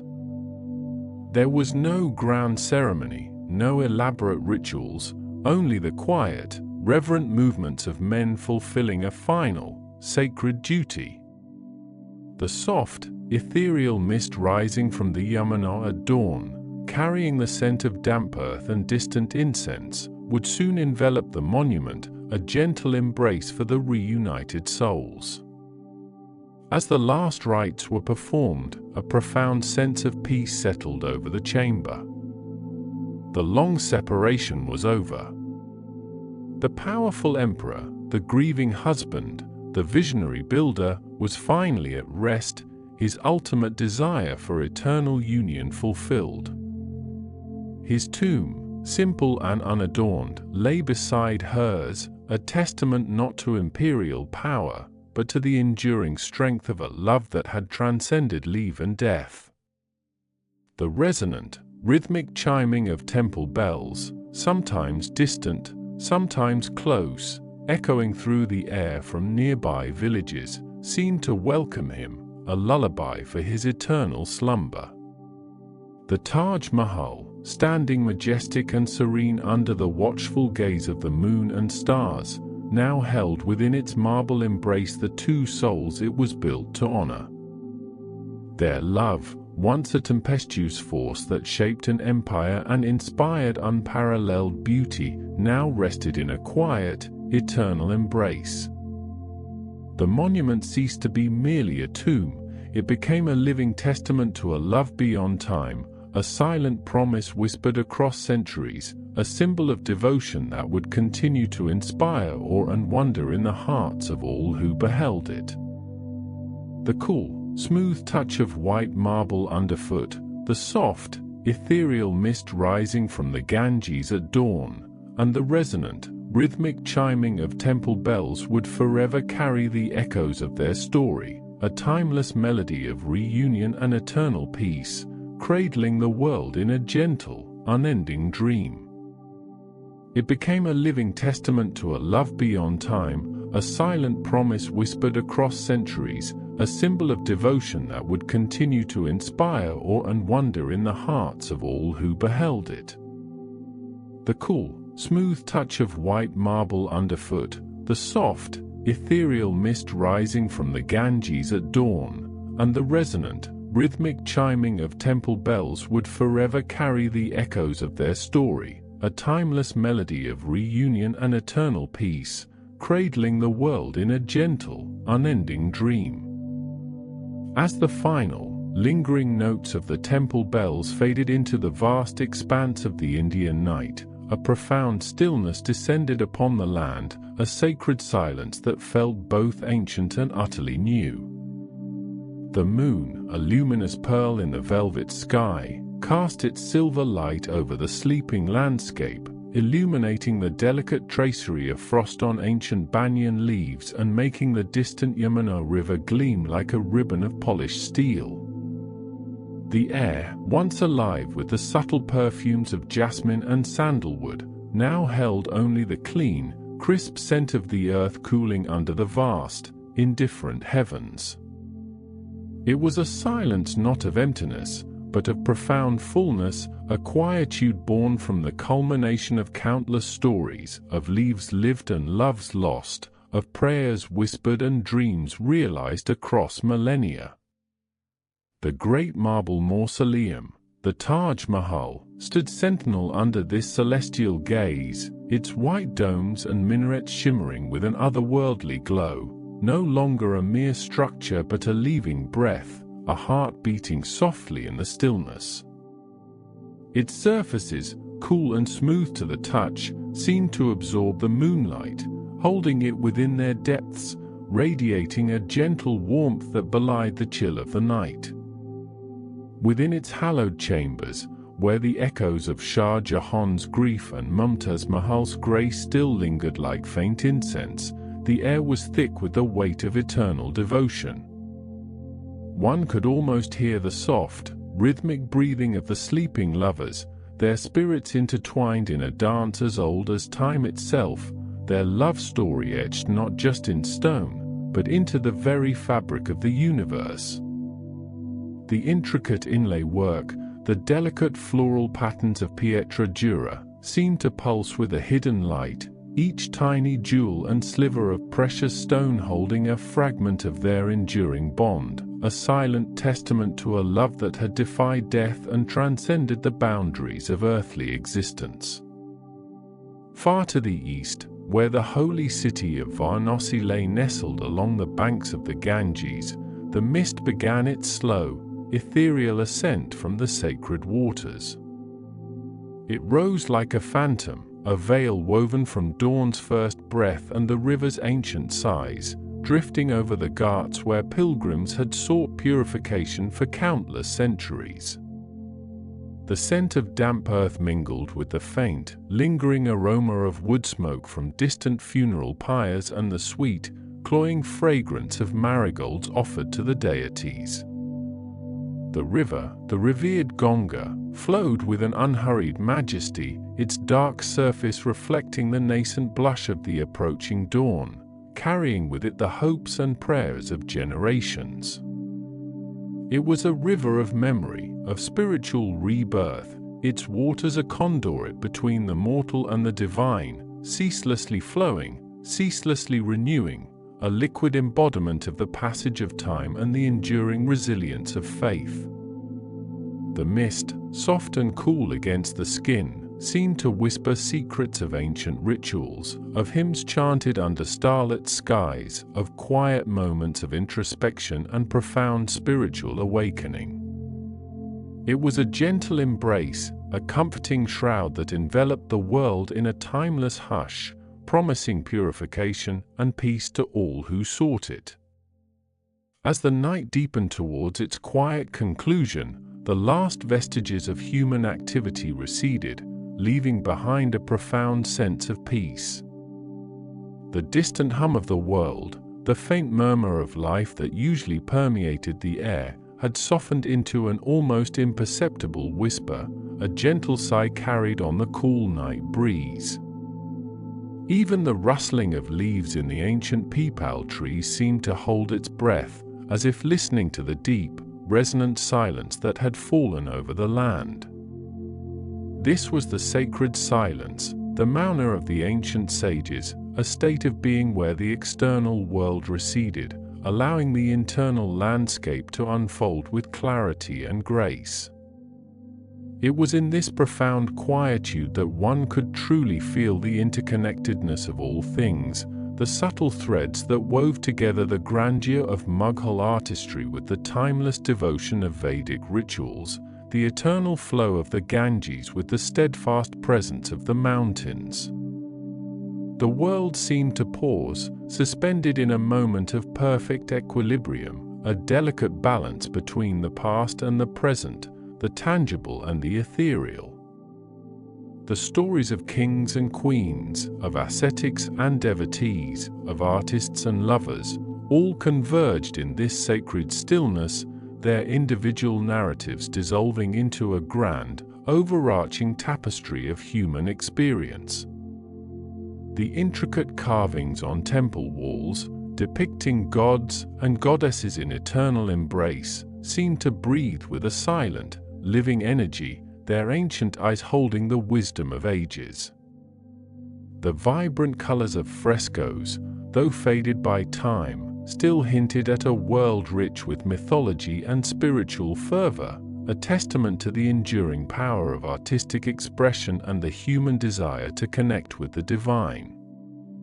Each architectural marvel, each sacred site, each natural wonder, stood as a silent witness to the relentless march of time, yet simultaneously transcended it, offering glimpses into an eternity where love, faith, and beauty reign supreme. In this deep slumber, the very air seemed to thicken with a sense of profound peace, a quietude that settled not just over the land, but within the deepest chambers of the heart. The weight of the world, the clamor of daily life, the fleeting worries and anxieties all began to dissipate like morning mist under the rising sun. They dissolved into the vast, unending canvas of the night, leaving behind a sense of lightness, a feeling of boundless serenity. The cool, smooth touch of the marble, the soft, ethereal mist, and the resonant chiming of bells had woven a spell, a gentle enchantment that cradled the soul in a timeless embrace. It was a reminder that even in the midst of life's complexities, there existed a core of stillness, a sanctuary of peace that could always be accessed, a deep wellspring of calm within. The legacy of ancient India, its rich tapestry of culture and tradition, its unwavering devotion and profound spirituality, flowed like an unseen river beneath the surface of this tranquil night. It was a current of resilience, of enduring wisdom, a testament to the human spirit's capacity for creation, for love, and for finding meaning in the vast expanse of existence.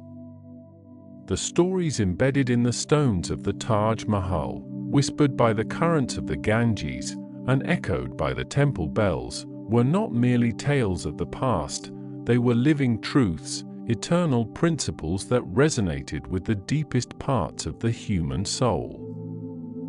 They spoke of eternal love that conquers all, of spiritual purification that renews the spirit, of the passage of time that leaves behind a rich legacy, of devotion and faith that uplift the soul, of artistic expression that touches the divine, and of the interconnectedness of nature and spirituality that binds all living things.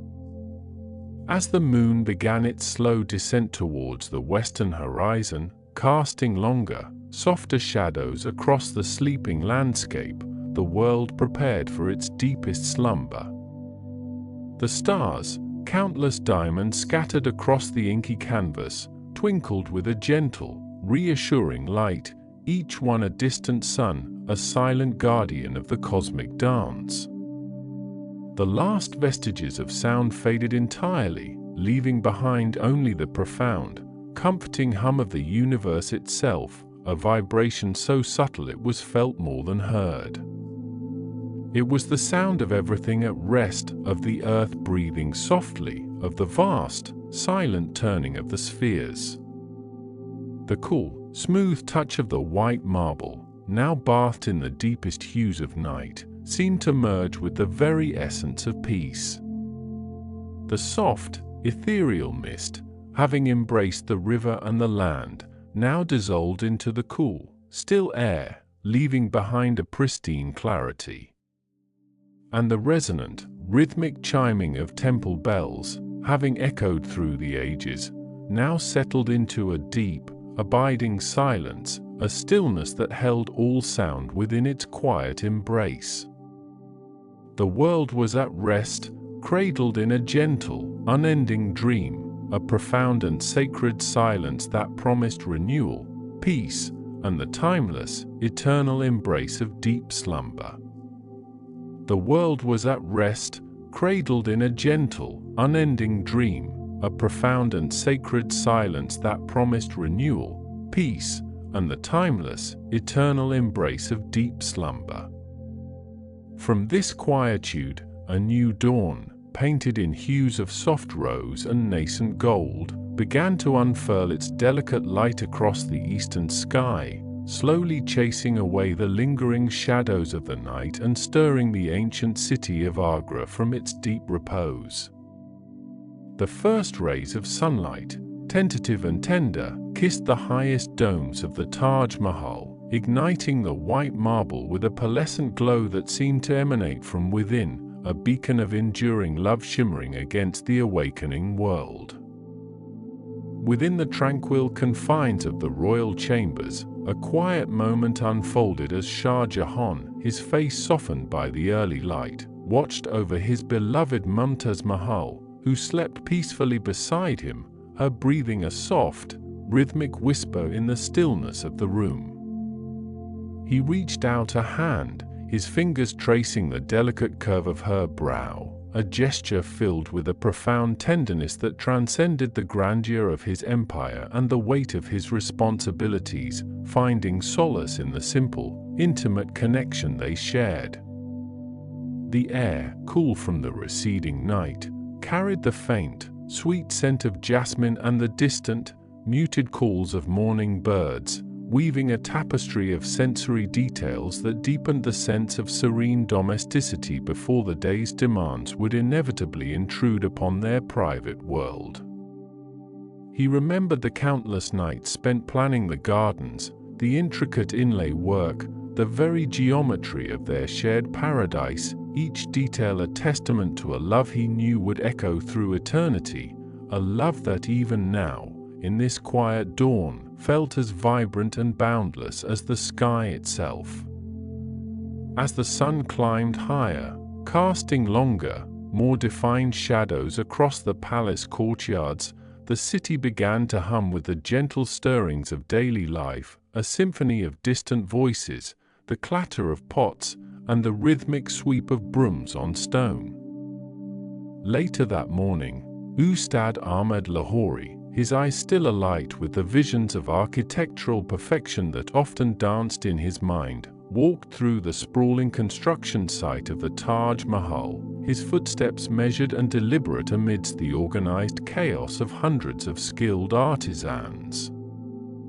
He paused beside a group of master carvers, their hands moving with practiced grace as they transformed rough blocks of sandstone into delicate floral motifs, each petal and leaf rendered with astonishing precision, destined to adorn the intricate screens and archways of the mausoleum.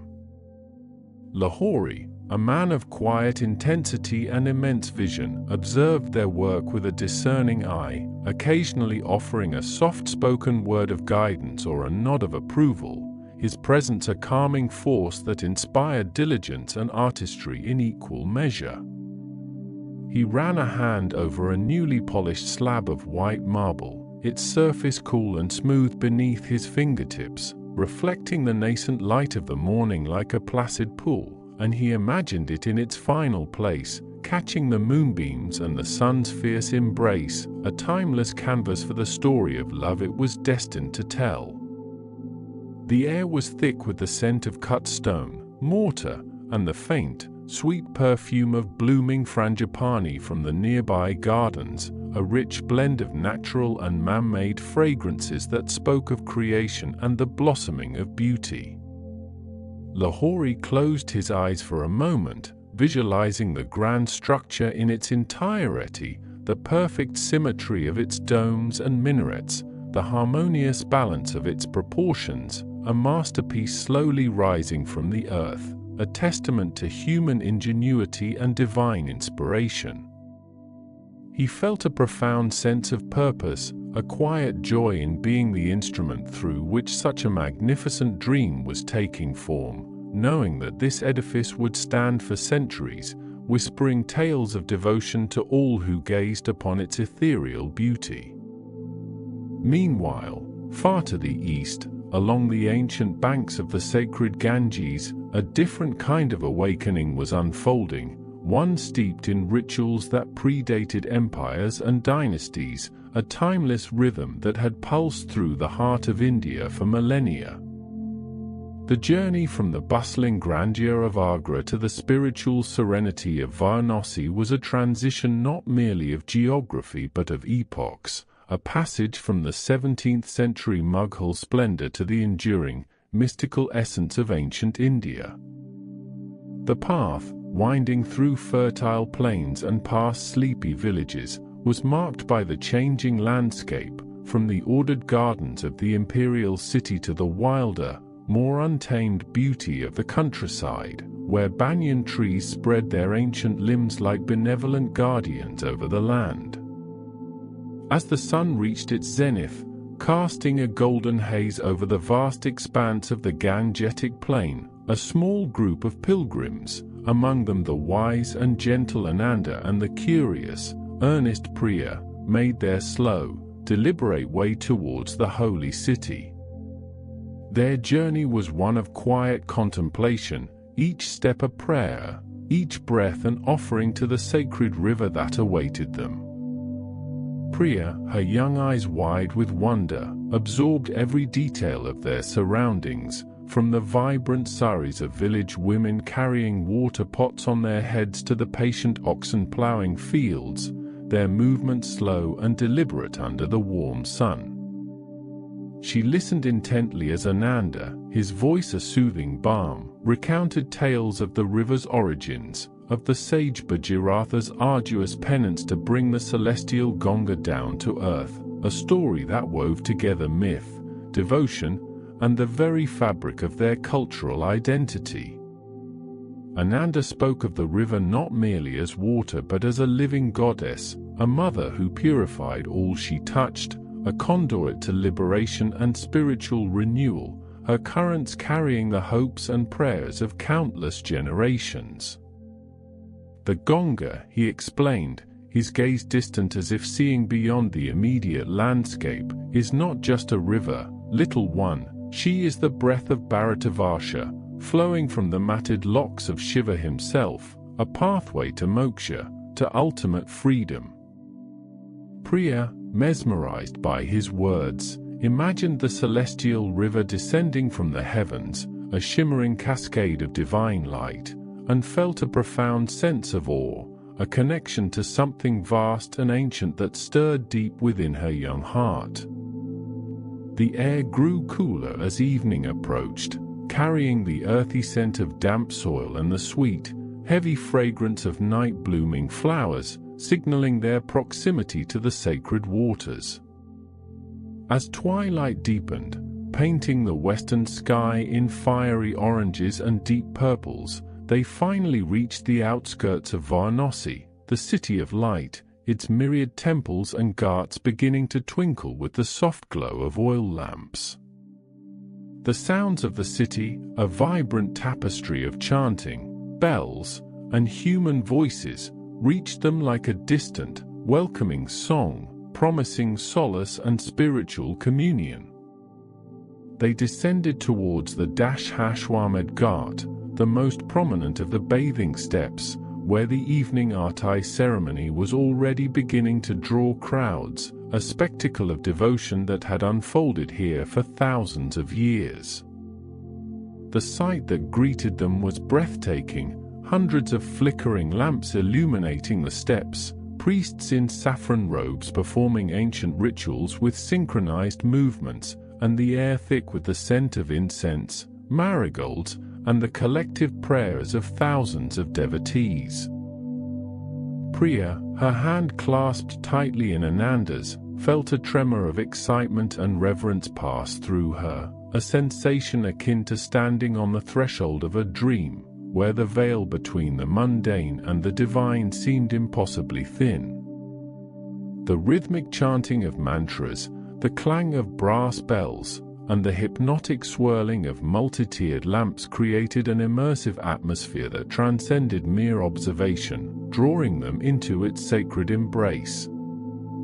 Ananda, his face serene, closed his eyes for a moment, allowing the ancient vibrations to wash over him, a familiar comfort that resonated with the deepest parts of his being, connecting him to a lineage of seekers stretching back to the dawn of time. He felt the presence of the divine in every flickering flame, every chanted syllable, every ripple on the dark waters of the Ganga, a pervasive spirituality that was the very essence of Varanasi.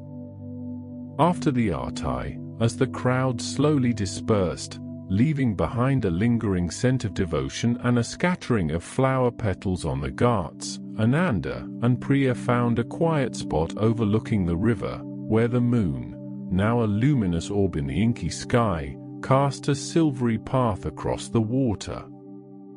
The city, though quieter, still hummed with a gentle energy, the distant sounds of temple bells and devotional music carrying softly on the night air.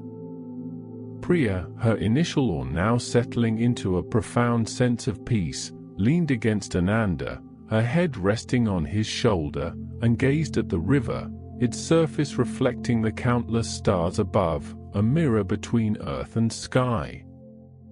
"Ananda," she whispered, her voice barely audible above the gentle lapping of the waves, "how can a river be so old, yet feel so alive?"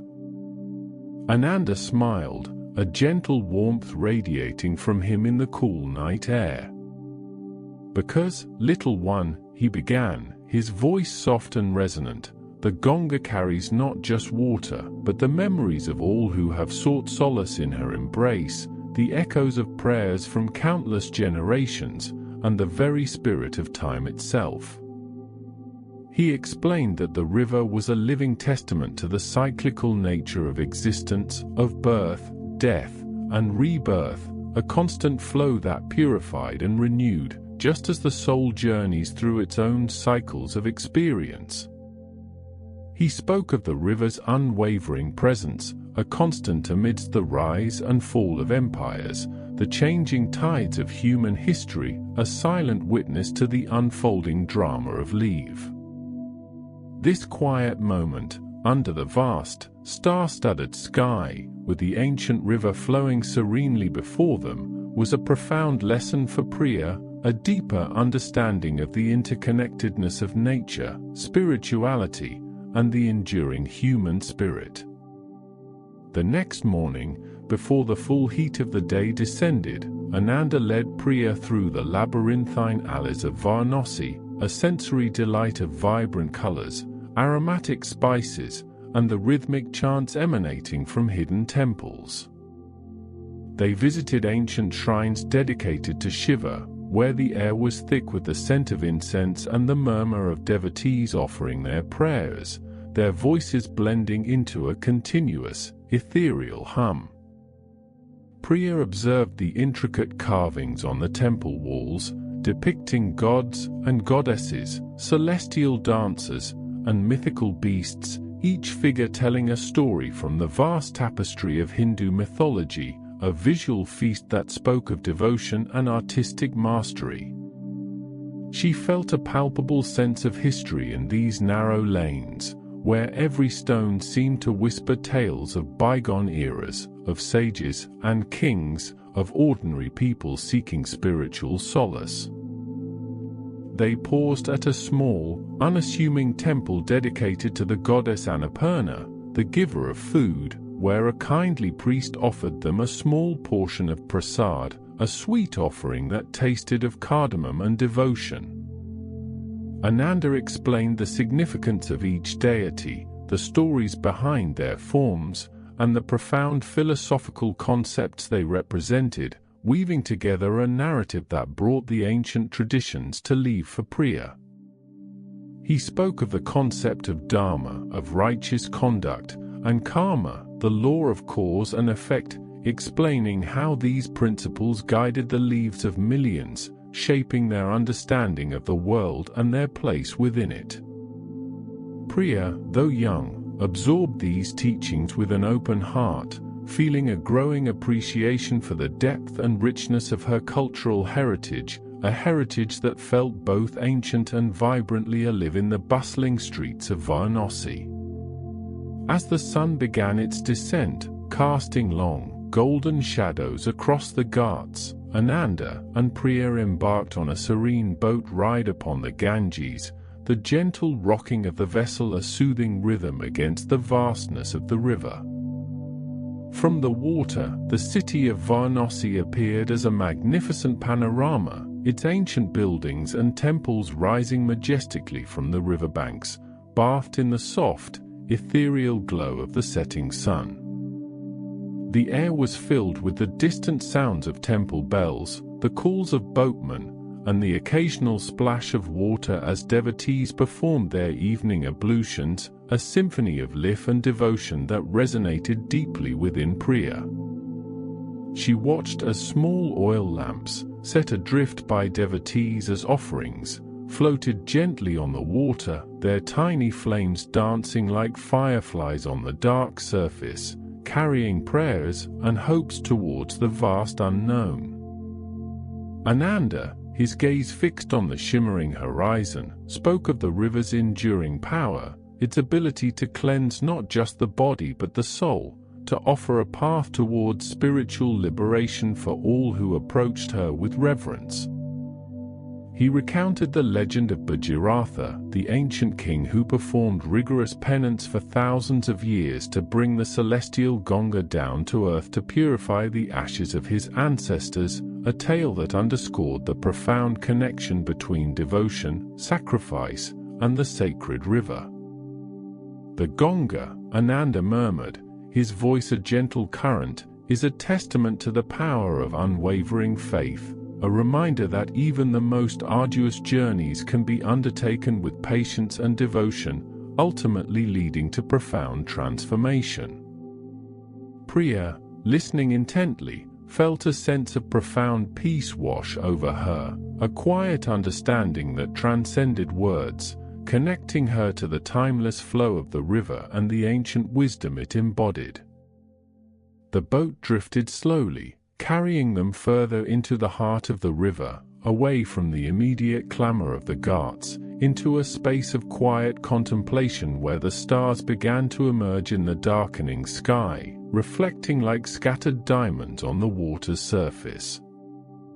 The gentle lapping of the waves against the hull, the cool breeze carrying the scent of the river, and the vast expanse of the night sky above created an atmosphere of profound serenity, a perfect canvas for internal reflection. Priya, her eyes closed, felt the rhythm of the river in her very being, a deep, resonant hum that seemed to synchronize with her own heartbeat, a feeling of being utterly connected to the ancient earth and the boundless cosmos. She reflected on the day's experiences, the vibrant chaos of the city, the serene devotion of the temples, and Ananda's gentle teachings, each moment a thread in the rich tapestry of her journey, weaving together a deeper understanding of herself and the world around her. She thought of the grandeur of the Taj Mahal, a monument to human love and artistic genius, and contrasted it with the humble, yet profound, spirituality of the Ganges, a river that flowed with the very essence of divine love and purification. Both, she realized, were expressions of a deep human yearning for something eternal, something that transcended the fleeting nature of life, whether it was the enduring memory of a beloved queen or the timeless pursuit of spiritual liberation. This internal reflection, under the vast, star-dusted sky, brought a sense of clarity and interconnectedness, a realization that the diverse facets of India, from its imperial grandeur to its ancient spiritual heart, were all part of a single, magnificent narrative, a story of humanity's enduring quest for beauty, meaning, and transcendence. The gentle rocking of the boat, the soft murmur of the river, and the quietude of the night cradled her thoughts, guiding her towards a peaceful, dream-filled slumber. As the boat returned to the Ghats, the city of Varanasi, now illuminated by the soft glow of countless lamps, seemed to shimmer like a jewel on the river bank, its ancient spirit radiating a timeless warmth. The air, cool and fresh from the river, carried the lingering scent of incense and sacred fires, a fragrance that spoke of devotion and the continuous cycle of life. Ananda and Priya disembarked, their steps light, their hearts filled with a profound sense of peace and gratitude, their journey having deepened their connection to the sacred land and its ancient traditions. They walked slowly through the now quiet alleys, the sounds of the city muted, the stars above shining with an extraordinary brilliance, guiding their way through the slumbering city. The following days unfolded with a gentle rhythm, a continuation of their spiritual exploration, as Ananda led Priya to other sacred sites, each one offering a unique glimpse into the rich tapestry of India's spiritual heritage. They traveled south, towards the ancient temple town of Khajuraho, a journey that took them through landscapes of rolling hills and dense forests, a transition from the riverine plains to the rugged beauty of central India. The journey itself was a meditation, the changing scenery a visual poem, each mile bringing them closer to a different manifestation of divine artistry and devotion. Priya, now more accustomed to the rhythms of travel, observed the subtle shifts in dialect, the variations in local customs, and the distinct architectural styles that emerged as they moved further south, each region a unique chapter in the grand narrative of India. Upon reaching Khajuraho, the site of the magnificent temple complex, rising majestically against the backdrop of the verdant landscape, filled Priya with a renewed sense of awe. The temples, built by the Chandela dynasty over 1,000 years ago, were not merely structures of stone but intricate sculptures, each surface adorned with exquisitely carved figures depicting gods, goddesses, celestial beings, and scenes of everyday life, all interwoven with profound philosophical and spiritual symbolism. Ananda explained that these temples were a celebration of life in all its forms, a harmonious integration of the sacred and the sensual, reflecting the ancient Hindu belief in the interconnectedness of all existence.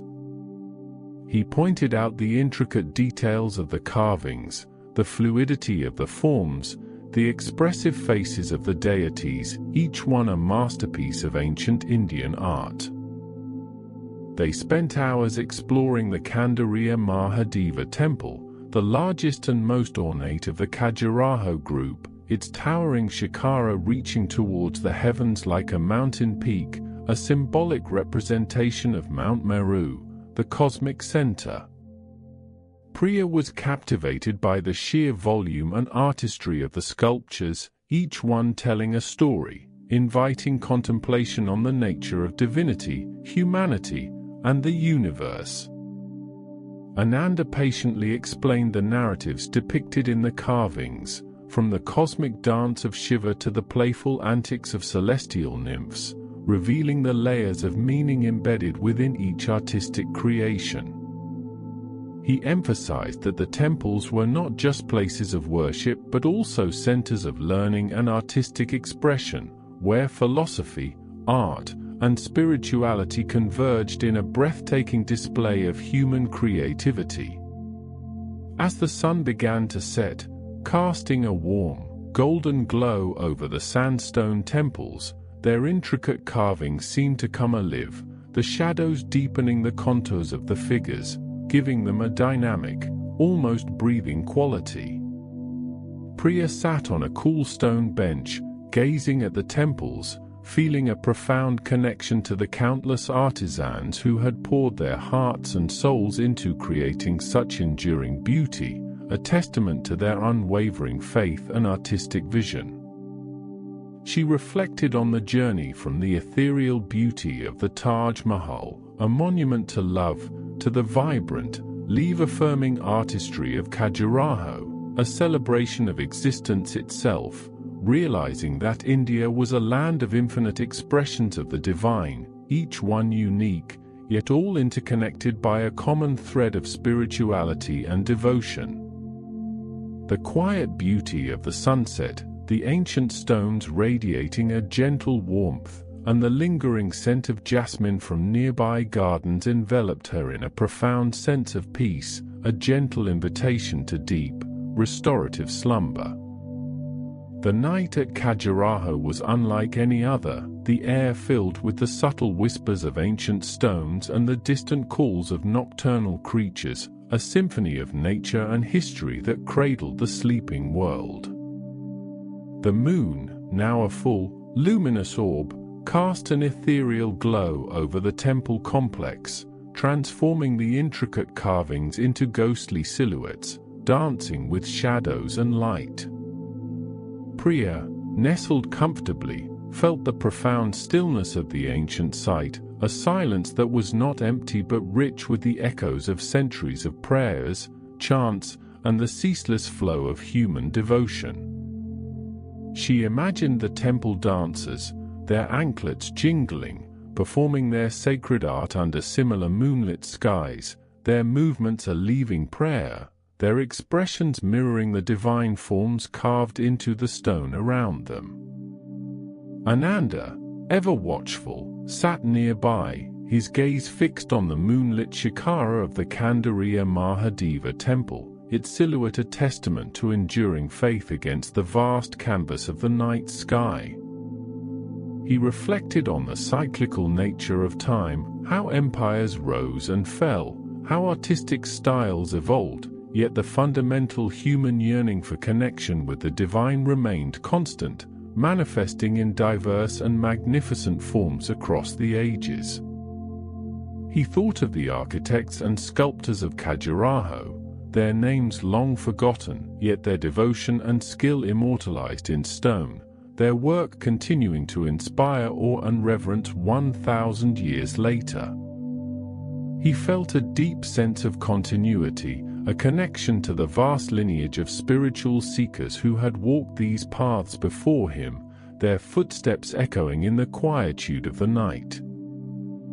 The cool night air carried the delicate scent of night-blooming flowers, mingling with the faint, earthy aroma of ancient stone, creating a unique perfume that was both grounding and ethereal.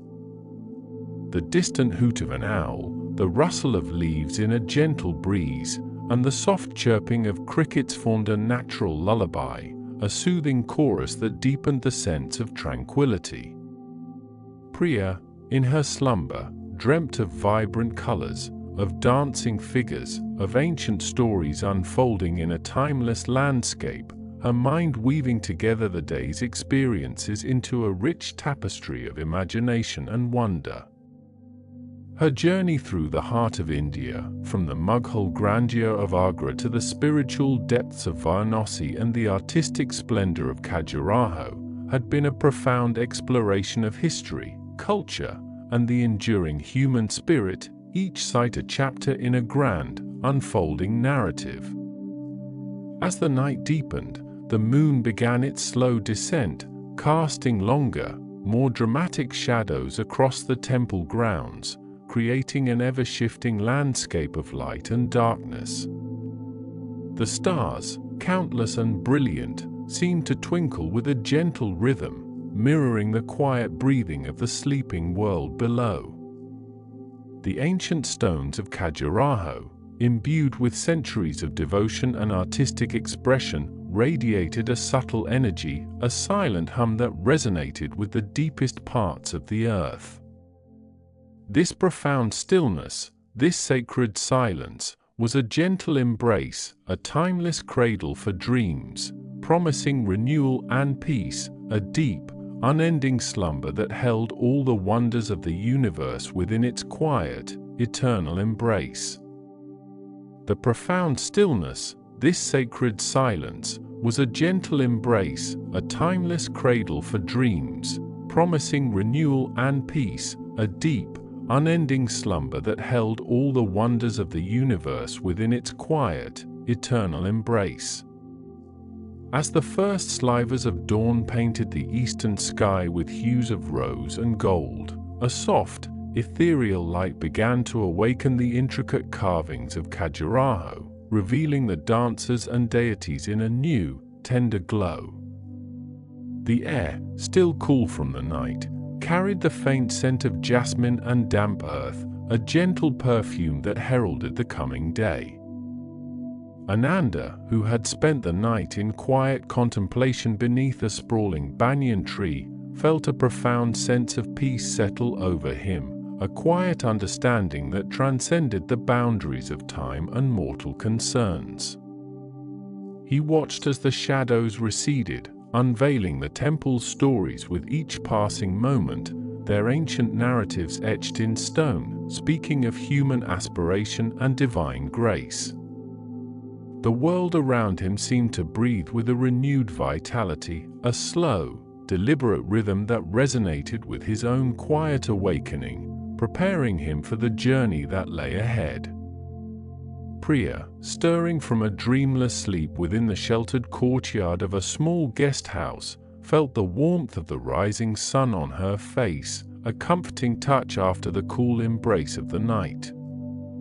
She rose with a quiet grace, her movements fluid and unhurried, and stepped out into the courtyard where a lone peacock fanned its iridescent tail, its silent display a vibrant splash of color against the ancient stone walls. The sound of distant temple bells, faint and melodious, drifted on the gentle breeze, a timeless symphony that had echoed through these lands for centuries, calling the devout to their morning prayers. She paused, her eyes tracing the delicate patterns of dew on a lotus leaf floating in a stone basin, reflecting the nascent light of the morning, a tiny, perfect world within itself. This quiet moment, before the full bustle of the day began, was a precious gift, allowing her to gather her thoughts and prepare her spirit for whatever the unfolding hours might bring. Later that morning, as the sun climbed higher, casting long, slender shadows across the dusty path, Ananda and Priya walked together towards the edge of the temple complex, their footsteps soft upon the ancient earth. The air hummed with the gentle murmur of awakening life, the chirping of unseen birds, the distant lowing of cattle, the rustle of leaves in the gentle breeze, a symphony of the mundane and the sacred. They spoke little, their companionship a comfortable silence, each lost in their own reflections yet profoundly aware of the other's presence, a shared understanding that needed no words. Ananda occasionally gestured towards a particularly striking sculpture, his eyes alight with quiet reverence, and Priya would nod, her gaze lingering on the intricate details, appreciating the artistry and the devotion embedded in every chisel mark. The grandeur of Khajuraho, pronounced Khajuraho, slowly receded behind them, its towering spires gradually diminishing into the hazy distance, yet its essence, its profound spiritual and artistic legacy, remained imprinted upon their hearts. Their path led them through fields of ripening wheat, swaying gently like golden oceans under the vast, azure sky, where farmers were already at work, their rhythmic movements a timeless dance with the earth. The scent of freshly tilled soil mingled with the sweet fragrance of wild blossoms, creating an intoxicating aroma that spoke of abundance and life's enduring cycle.